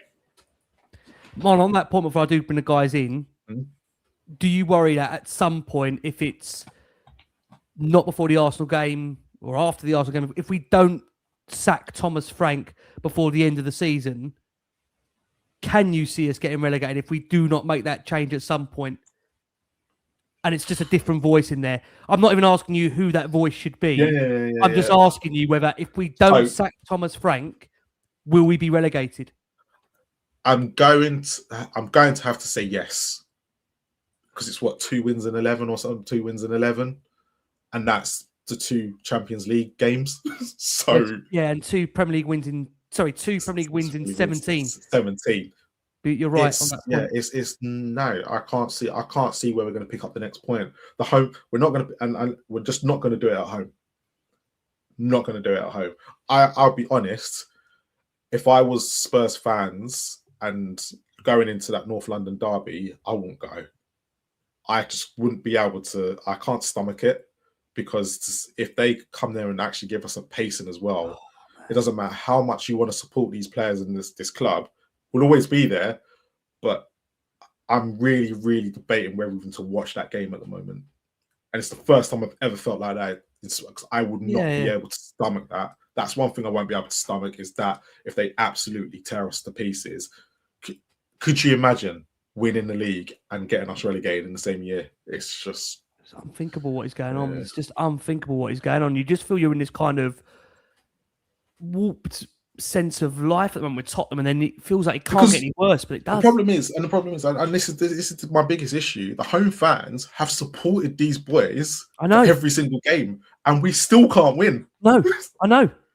Despite everything that's going on with the board, with the manager, with a lot of the players, they've still got the support, and yet we still can't win games. Because that part in the second half today, the fans really got behind the boys, and especially when we scored, you could hear them. It was like, okay, you're giving us something. We'll give you something for what you're paying. Like Darren said earlier, for what you are paying, it's unbelievable how it's got anybody in that stadium at the moment. Yeah, the attendances are dwindling. They are dwindling. That's dwindling. Look, you understand it. I know. I completely get it. I completely understand why it's dwindling. But at the same time, it's Arsenal's going to be a hard one to watch for all of us. It's going to be worse than. But we need that. It sounds. But we need this 12-day break before it. We need this break before it. Let me come to you, Dow, if I can. You know, Marlon was saying there about the form, as we said earlier. The home form is. It's disgraceful. It's unacceptable. You know, just 2 wins of 13 home games this season under Frank. 15% home record. But then you look at the fact that we have to play still Palace at home, Forest at home, Brighton at home, Wolves away, Leeds at home. If we can't pick up, Dow, 9 points out of the remaining 36 available, do we just deserve to go down? I mean, look, I for the supporters, I've said this, supporters, as fans, we don't deserve this. But as a football club, if we can't amass that amount of points, then what are we doing here? And I know we've got injuries. I know there's another one with Odebear now, but I hear you, Rick. I hear you.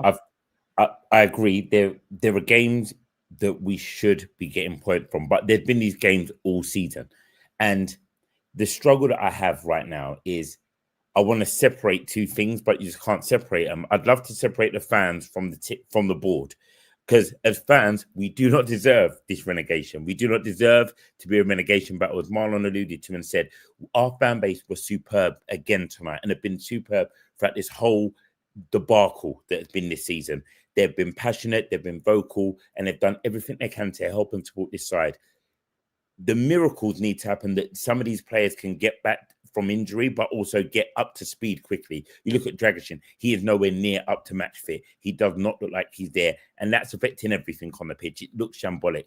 Now, the fans, we don't deserve to be relegated. But what I can say, Marlon highlighted it as well, Luke's highlighted as well, the board deserve this relegation for the way they've handled transfers, for the way they've handled their appointments, for the way they've managed us as fan bases, the way they've looked after us, the lies, and this isn't just them, it goes back to Levy, and then it falls all on their shoulders now, and they've got to carry this weight.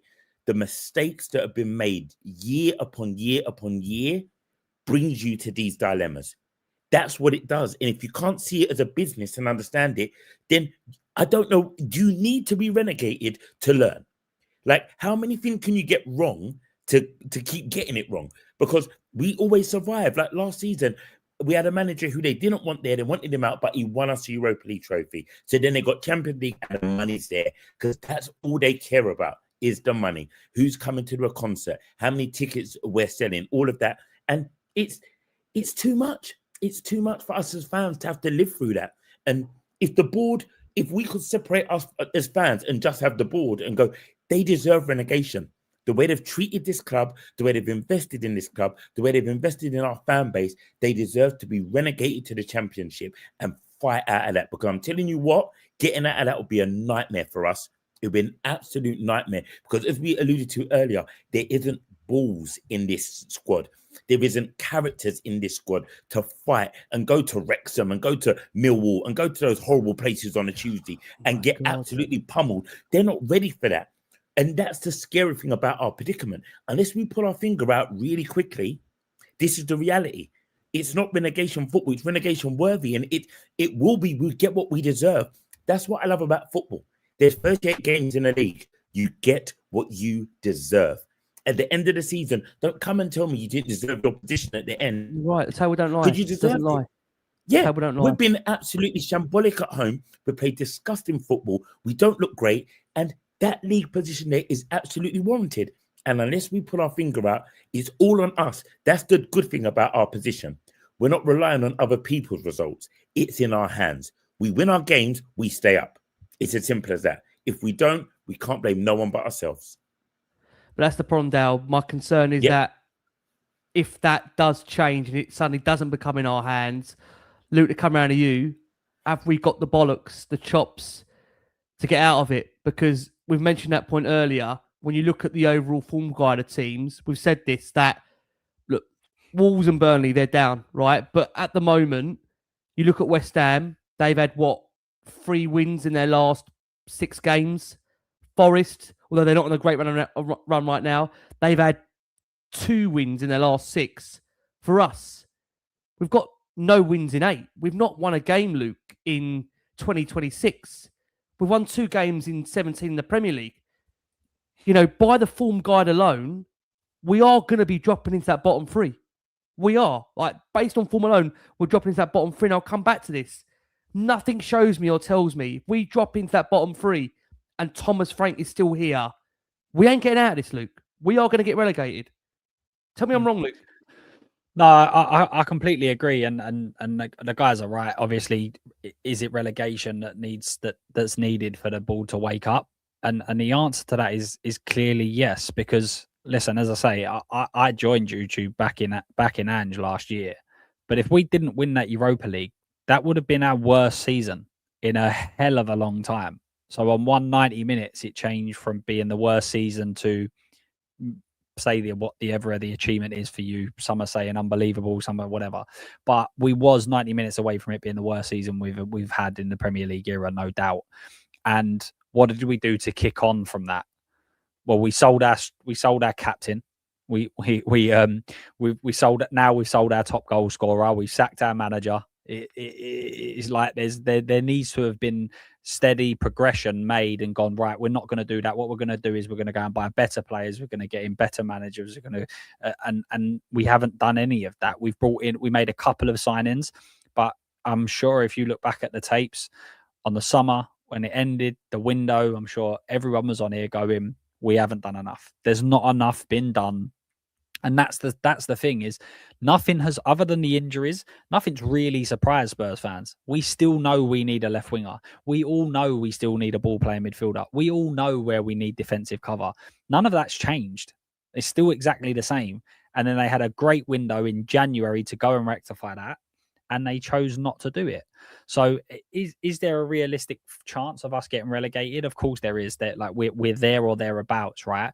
The one thing that I think is a bit of a saving grace is that if you actually go and look at, let's use Forest as an example, they have in the next 4 games, all of the bottom teams or teams that we're competing with have top teams they've got to play. So Nottingham Forest in the next 4 or 5 play Liverpool and City. West Ham in the next 4 or 5 play Liverpool and City and Villa. Leeds play Villa, City and Man United. So they're all playing good teams. So it doesn't mean they're not going to get points. West Ham proved that today, right? But the only positive is that they're playing tough games when we've got tough games. And hopefully some of these players can get back fit for the games that are the lesser games. Now, listen, Spurs can make any game difficult. We proved that at Tamworth. But hopefully with the players coming back, we can get into a situation. And someone put it in the chat, and it's something that I've been thinking. It's an almost complete change from last year. Last year, we binned off the league to focus on Europe. Are we actually going to be in a situation where we almost need to not worry about the Champions League because we need to stay in the Premier League? And this just shows you, as a club, all we keep talking about, all fans speak about is Champions League, Champions League. Well, we're in it. And at the moment, it's probably a hindrance. So this is where we're at as a club at this moment in time. And as I say, I just think we're fortunate that the other teams that are struggling, we have got more points than they currently have. So if we match Leeds or we match West Ham's running and we get the same amount of points, they can't go above us. So if we was the opposite way and we was in West Ham's position and you was asking me, would we be getting out of it? Then yes, I'd think it's very, very difficult, but we should definitely be matching what these teams are going to be delivering up, unless one of them go on a ridiculous run like Marlon's mentioned. We know that Nuno's capable of it. Can a team go on a run where they go and win in the next 10 games, they go and win 5, then that's obviously a decent run of form. But we haven't just got one team below us, we've got a few of them, and they've all got difficult games. So, but one thing's for sure, Rick, if our players don't step up, then we're going to struggle. And I also think that we need to make a change in the managerial position as well. Final question to you all on this. I asked Marlon it, so I'll just ask Darren and Luke on this. Luke, if we don't change Thomas Frank, are we getting relegated at some point? I think the likelihood increases if he's still here, yes. I think there's a good possibility we get relegated if he's here. I think if he goes, I don't think that we'll get relegated. Darren, your view on that quickly for you? Thomas Frank, if he's still here, does he get relegated? Yeah, if he's still here, there's about, I'd say it's an 80% chance of us getting relegation. If he goes, I think that goes down to about a 60% chance of relegation. But again, we're not in control. It's sad. It's sad that we're even having these conversations. But it's reality. It's a real reality. This situation is dire. It's funny because Marlon said it a while ago. He said it's like a fan's gone in there and run it. But not even a fan could get as many things wrong as this board has got wrong in the last however many years. It's incredulous, really. Ed, thank you for coming in touch with the show. He says, we are 20th in the form guide, 2 points from 6, below Burnley on 3. West Ham have picked up 10 points in the last 6. It goes to reiterate why relegation should be being spoken about and just not being dismissed, Luke, like you said earlier, around Thomas Frank. Look, we do need to go for our final break of the show. Noah, thanks for getting in touch. He said, I would take the L on the Champions League, focus on the Premier League. Thomas Frank is going. Sheringham, potentially an interim. He was analysing more than usual, he seems to think. Sheringham must have been on, Teddy Sheringham, that is, of course, Spurs legend, was on there, I think, overseas broadcasting. And Luke just touched upon the European form there. Again, it's unbelievable the difference in stats here. Paul O'Keefe was on our show a while ago and seems to think that a lot of the players seem to turn up when it's European nights. Well, in the last 14 months in December 2024, Tottenham won more matches in European football, 12 from 21, as they have in the Premier League now 11 from 49 games. Absolutely staggering. Look, we've got a nice break coming up for 12 days. This is your chance now, if you can, get away for a few days. And if you can, go and check out NordVPN. A chance, if you're going to go away for a few days to get away from the world, get away from Tottenham, you're overseas, a chance for you to go away.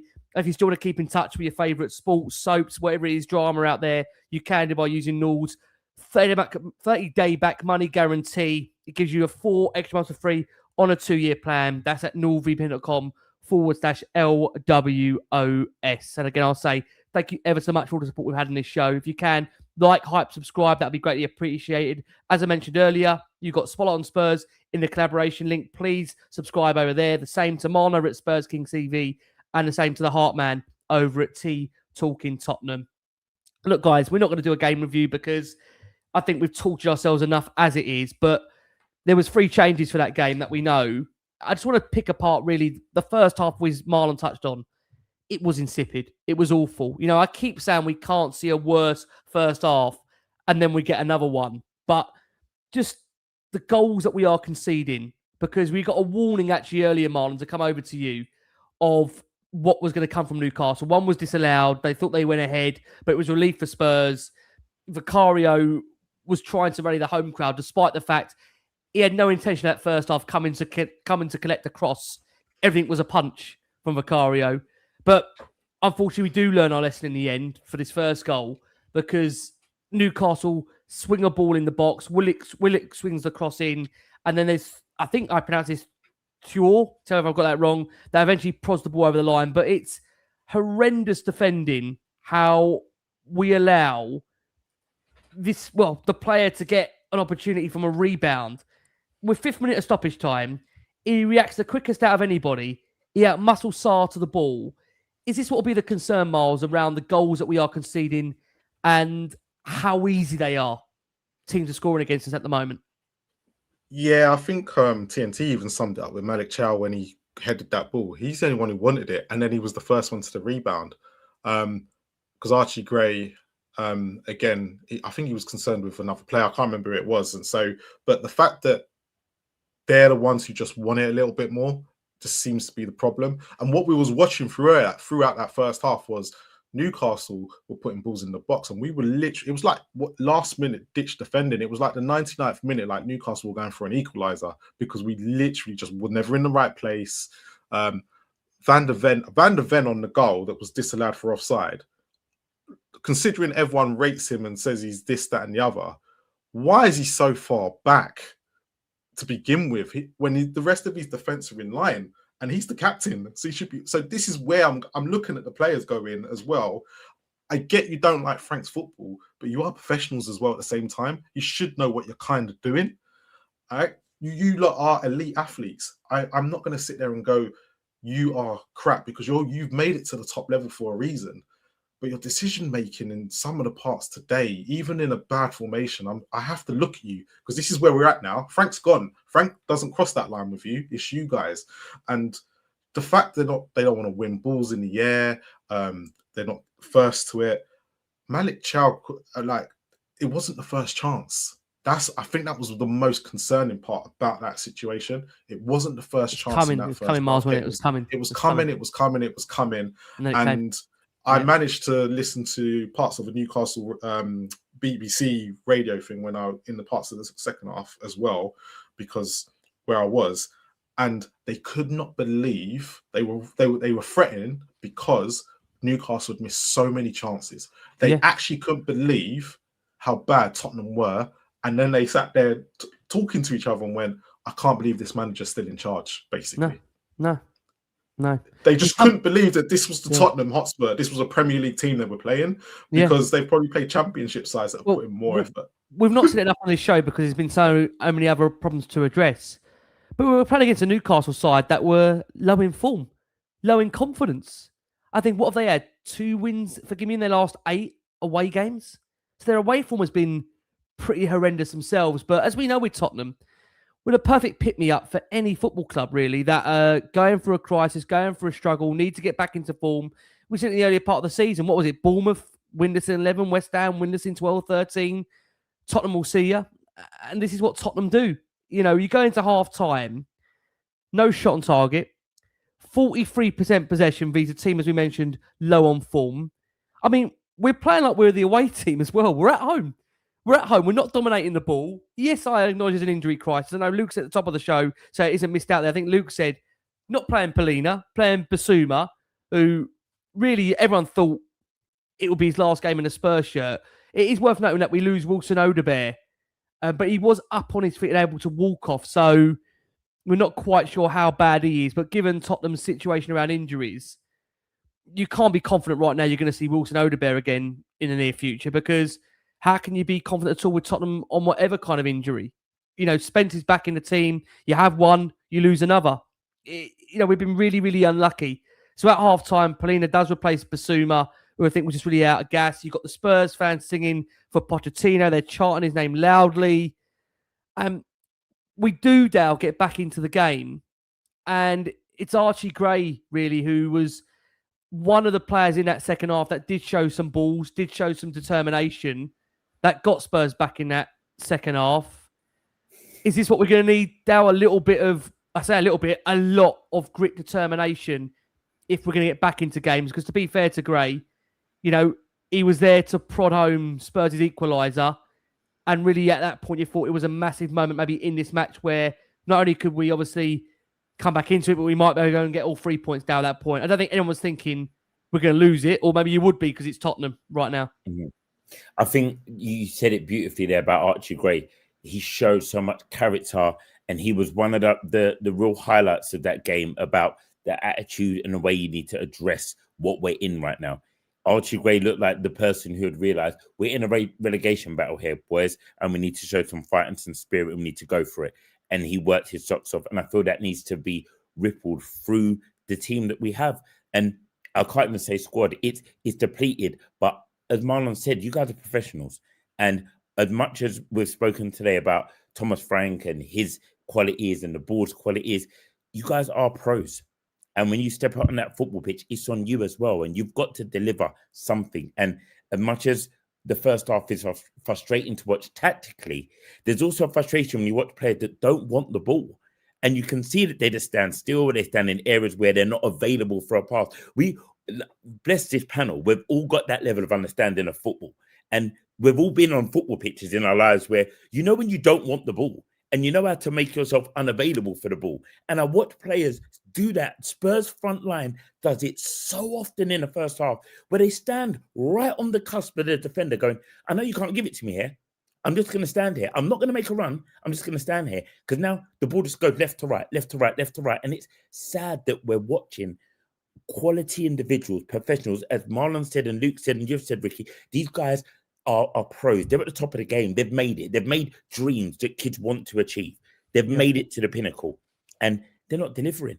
They're not delivering at all. And there has to be, at this point in our season and the reality of the situation we're in, we're going to need way more than Archie Gray gave, and everyone's got to wrap it.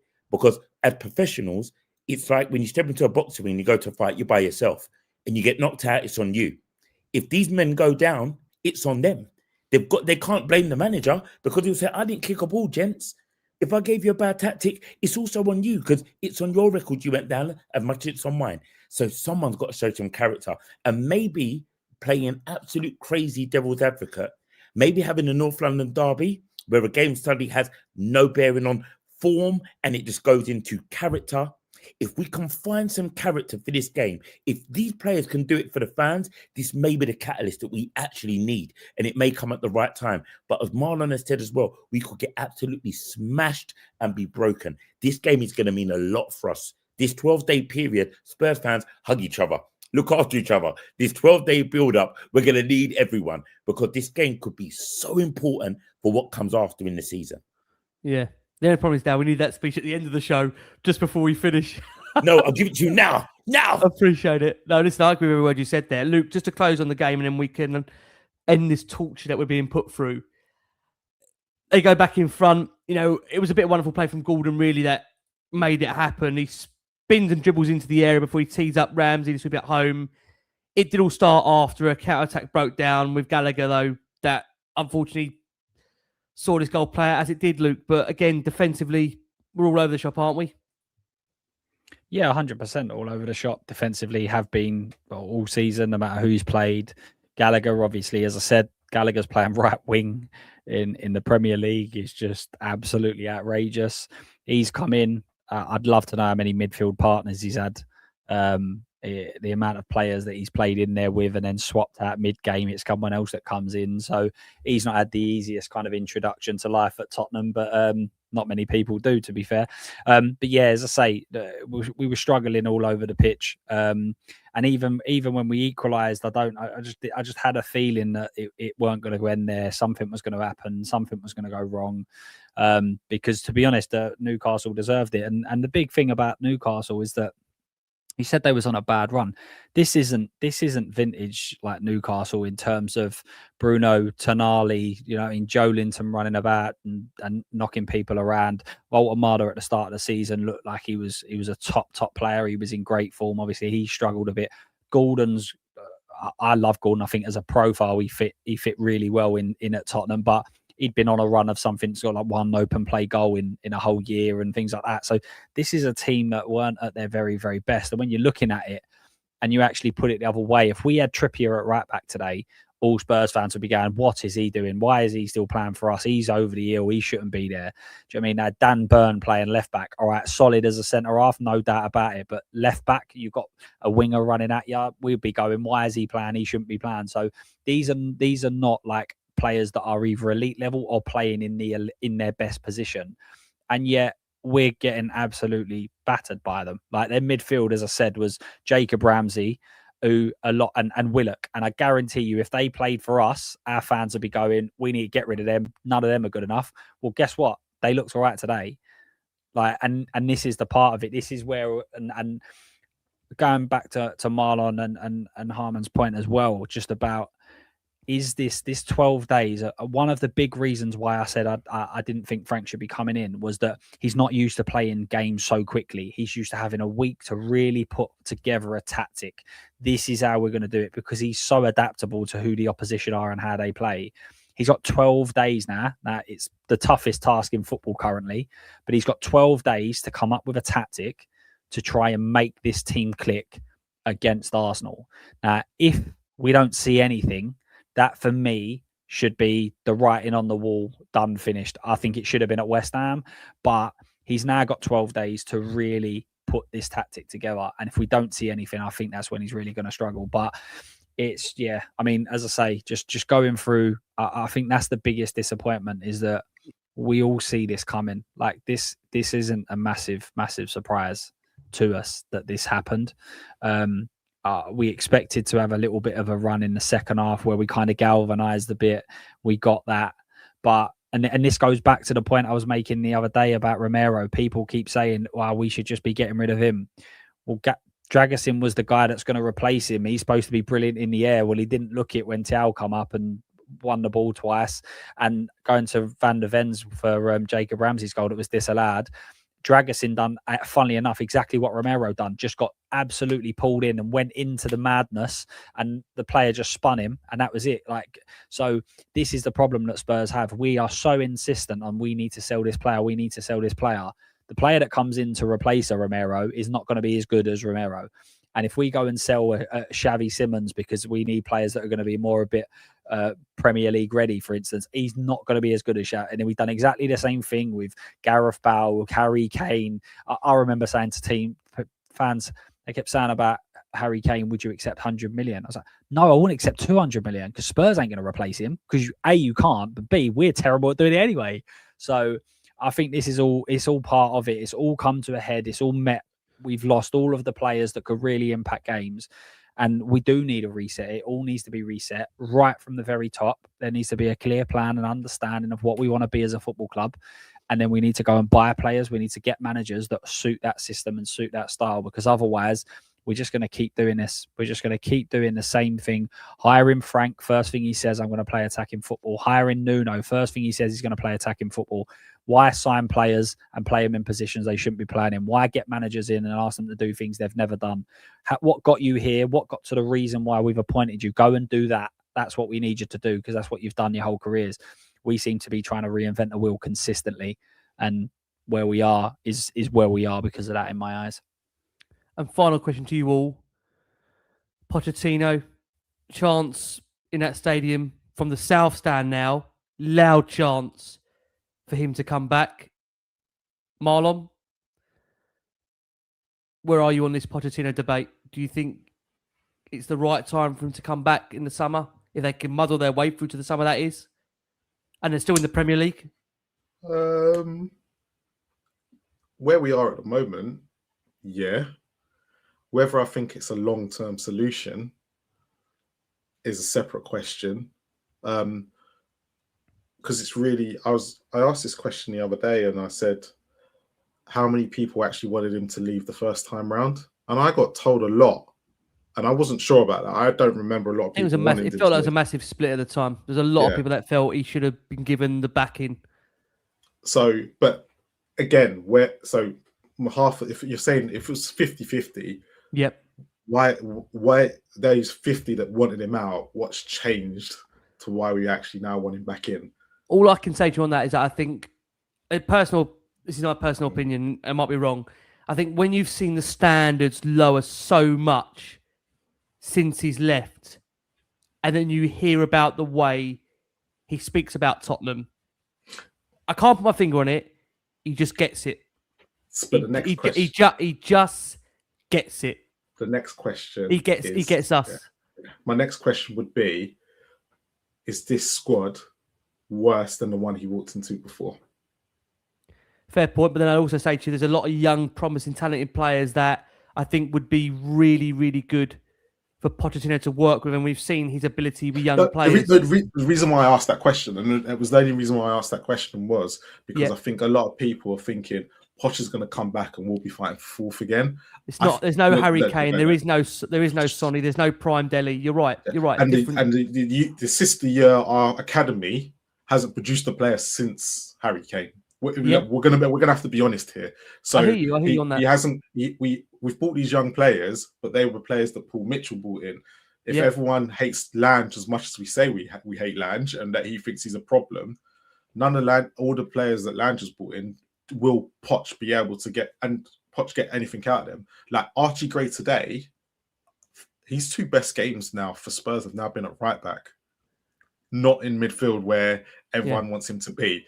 And this is now the question of, do we now have three good right backs at the club? Well, I say good. I know a lot of people have questions about Porro, but do we only have three good right backs, but all the other positions still need to be addressed? So for me, I do want Poch back. Don't get me wrong, but I don't think he's going to produce the miracles that everybody's thinking. And that's the only bit. And for me, that's where I'm at with it, because I think it's a short term, not long term, because if the board is still a problem, Poch is going to have the same issue. I hear what you're saying. I just think a lot of people right now that have come to you and close on Luke. Yeah, it's a bit of a sentiment thing, and this is what I'm saying. This is why I asked about the 50%. What's changed? Because it's going to come a point where Poch gets himself in the same situation that every manager else with this board. I agree with this board. And I listen, and that's the thing, isn't it? I mean, whoever would work under this board, I mean, or any kind of board at Tottenham, this is, I think, a big problem for a lot of people out there. It's because we've had him before. He's the sort of manager. The reason why I'm just thinking he's the sort of manager that would come in, do a short-term thing like he did at Chelsea, but then it would start to get into that point where he needs to refresh the squad and everything. Maybe the board, like there's always say that when the board are searching for manager, they need to search for someone that suits them. And Thomas Frank doesn't suit them, and I don't think Poch really suits them. But I don't know who the manager is. That's the problem. I'm not going to sit there and say there's a manager out there that suits them. But sometimes you need to go and find who that person is. I think Luke said in the earlier part of the show, I don't think even they know what they're doing. They don't even know themselves. That's the biggest problem. Now, quickly on that point. Go on. Sorry. John, you're fine, mate. Go on, Dal. Quickly on that point for you. Pochettino, loud chants from in the stadium. You know what? I think I keep using the same analogy whenever I talk about Poch. It's the ex-girlfriend. And for me, I just go, you want her back because what you have isn't working. And I look at what the ex has been away doing. It's not like the ex has had a great run themselves. The ex is looking a bit rusty as well. They're now managing in in the US because they failed on different parts of their journey as well. It hasn't been that he's gone from us and been super successful, and it's like he just sought after manager that everyone wants and will be so grateful to have him. We want him for sentiment. We want him because he made us feel good. When we were with him, he made us feel good. But while we was there, as Luke put his hand up, when it got to the end of the tenure, we were ready to let him go. It wasn't working. And as Marlon said, 50% of our fan base will feel that same way and go, what is he coming back to do? He's coming back. It's like having a one-night stand. We'll sleep with him. It will feel great for a little bit of time. And then after that, we'll have that post-nut clarity and go, oh my God, this doesn't work. We're back here again. I've just done it again. I've just bought her a Birkin bag and now she's winding me up. I knew she'd wind me up because she wants money and she wants me to buy a new squad and I ain't got the money for the new squad. And what am I supposed to do? Play with the kids. You don't like my kids. What can I do? You know what I mean? It's all of that that's going to come. But right now, I get it. We are searching as a fan base for joy. And I understand that. And the closest memory we have of joy, while winning revenge, is Poch. You know what I mean? Poch gave us joy, and I understand that that's all we're looking for right now is joy. But I don't think it works for me. That's me. I don't think it works. Luke, close us, fold us, whatever you want to do, mate. What's your feelings?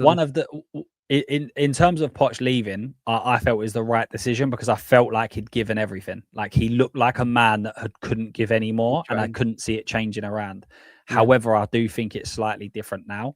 I understand what you're saying in terms of what he's done, but actually, if you break down and look at the actual what he did do, in terms of obviously went to PSG, won titles there. Actually, at Chelsea, I'd say probably 50-50 in that fan base were saying he should never have been sacked. A lot of because from Christmas he really turned it around. The USA job, let's be real, he's got Luke, to go. Did you really use the PSG as an example when he was the first manager to lose the title? The league to someone else, the first manager. He joined in January. He joined in January, first of all. That's but it doesn't matter. It doesn't matter when he joined. I agree. Nobody should be losing. He's the only manager on record under that ownership to lose the league title. I agree. I'm just saying. He went point for point with the team that won it. It's not like they walked away with it or anything like that. I'm not sticking up for him because I use this as a thing to kind of beat him with as well. I'm just saying that he went to PSG. He obviously had all of them superstars. Nobody's made that work at all. And actually, the only time it did work was when they binned off all the superstars and went for a more youthful project, which is ironic, right? But Chelsea really wanted him. And in the USA job, to go and manage a host nation at a World Cup, it was almost like that. That's not many managers are ever going to do that. So I understand what you're saying. And I don't think Poch is the guy to go and take us on to win titles or anything like that. I really don't. But at this moment in time, we are so far off of that. Let's have just some fun along the way. Even, do you know what I mean? Even if we know that there might not be. But then you say that as well. The other part of it is we do know what Spurs want to be. They want to be a club that buys young players and don't spend a lot of money and developing into top players. Poch is your guy for doing that. Even Cole Palmer at Chelsea was coming out going, this guy has changed me. Like, so when you start looking at your Bergvalls, your Greys, your Mikey Moores, your Vuskovics, your Williams Barnett, your Malias, maybe this is exactly what it is. And also, if he comes in and he gets the time, maybe we're not expecting results like if a Conte came in, or maybe their fans are a little bit more accepting that this is going to take time. This is going to nurture and everything else. And as you said, I'm not saying he's the guy that's going to go and win you titles, but I've seen so many people make comments about that. We need to sign top players. We need to do this.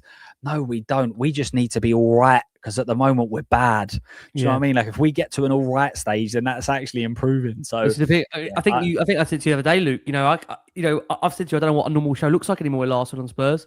We've not had a normal show for such a long time. I can't remember what it's like being out of a crisis rather than being in a constant crisis. Rick. Because that's what Spurs do. This is our norm, mate. This is the norm. You're looking for the norm. The thing is, Odell, but under this is the key. What we're talking about here quickly under Poch, none of this was the norm. We enjoyed winning. We enjoyed that feeling, and I think that's why a lot of fans want to go back to that moment. There's no guarantee. You're right, Dal. It might be a very short-term thing, but again, you never know. It's always going to be that itch. You feel like you're going to need to scratch. Go on, Miles. So quickly on something, because obviously you've mentioned a bit about Poch with Chelsea and Poch with PSG and stuff like that. But you said something earlier where you said what happens after they leave. So Vinay, Lange, and who's the other guy you mentioned? And you know they've got Frank. all their teams have gone on. Frank, Yeah, they've yeah. all gone on to be successful. I feel like that's where Poch is as well. He sets you up for the next guy, and they will use the same excuse. They will actually, them three will say to you, but we set them up so they could be successful. So Lange will say, I set them up so Unai could come in and the next guy to take them on to that next step. Vinay will say, I'm the one who kept Arteta. I trusted in his process and I said to keep them. So the next guy could come in and do well. Thomas Frank, I set up the process. That's the reason why, what's his name? Oh, can't remember his name now. But the manager right now, Keith Andrews is being successful. So this is where if you bring in Poch in and you're bringing in those three, are we just going to be in that situation where this is all being set up for the next guy? Yeah, it's I've just had a look at his 11 as well. He definitely has a better 11 now. He definitely does. Like, because you're going to talk about players that when they reach their pinnacles under him, but his starting 11 was Lloris, Norton, Kabul, Dyer and Rose, Capoue, Bentaleb, Ericsson, Lennon, Lamella, and Adebayor. Yeah. Listen, I think at the moment, this one makes a very good point. In Nutmeg Spurs, look, talk about Poch going back his cart before the horse. His club has to figure out a way to stay up first. It's a very, very important point that we're going to have to keep, unfortunately, addressing as this season goes on. I want to say a massive thank you to the wonderful Darren Hart over at Talking Tottenham. In that collab link, please go over there, subscribe to the wonderful content they do for us over at Talking Tottenham. To Luke over at Spot on Spurs, please do the same. Please make sure you like, hype, subscribe as well. And to Marlon over at Spurs Kings, make sure you're doing the same there. Guys, thank you to what has been over nearly 20,000 that has joined us for this show. Tough times at Tottenham, but we will be here. And I can't even remember to say this, that I do promise Tottenham fans out there, if the unthinkable does happen, yes, we will still be here. I promise. I think from the wonderful Marlon over at Spurs Kings, from the superb Luke over at Spot on Spurs, from the brilliant Darren Hart, we have been the last one on Spurs. Thank you ever so much for all your incredible support. Hopefully better times are ahead. But for now, we will battle on. From us all, keep safe, keep well, and as always, come on you Spurs.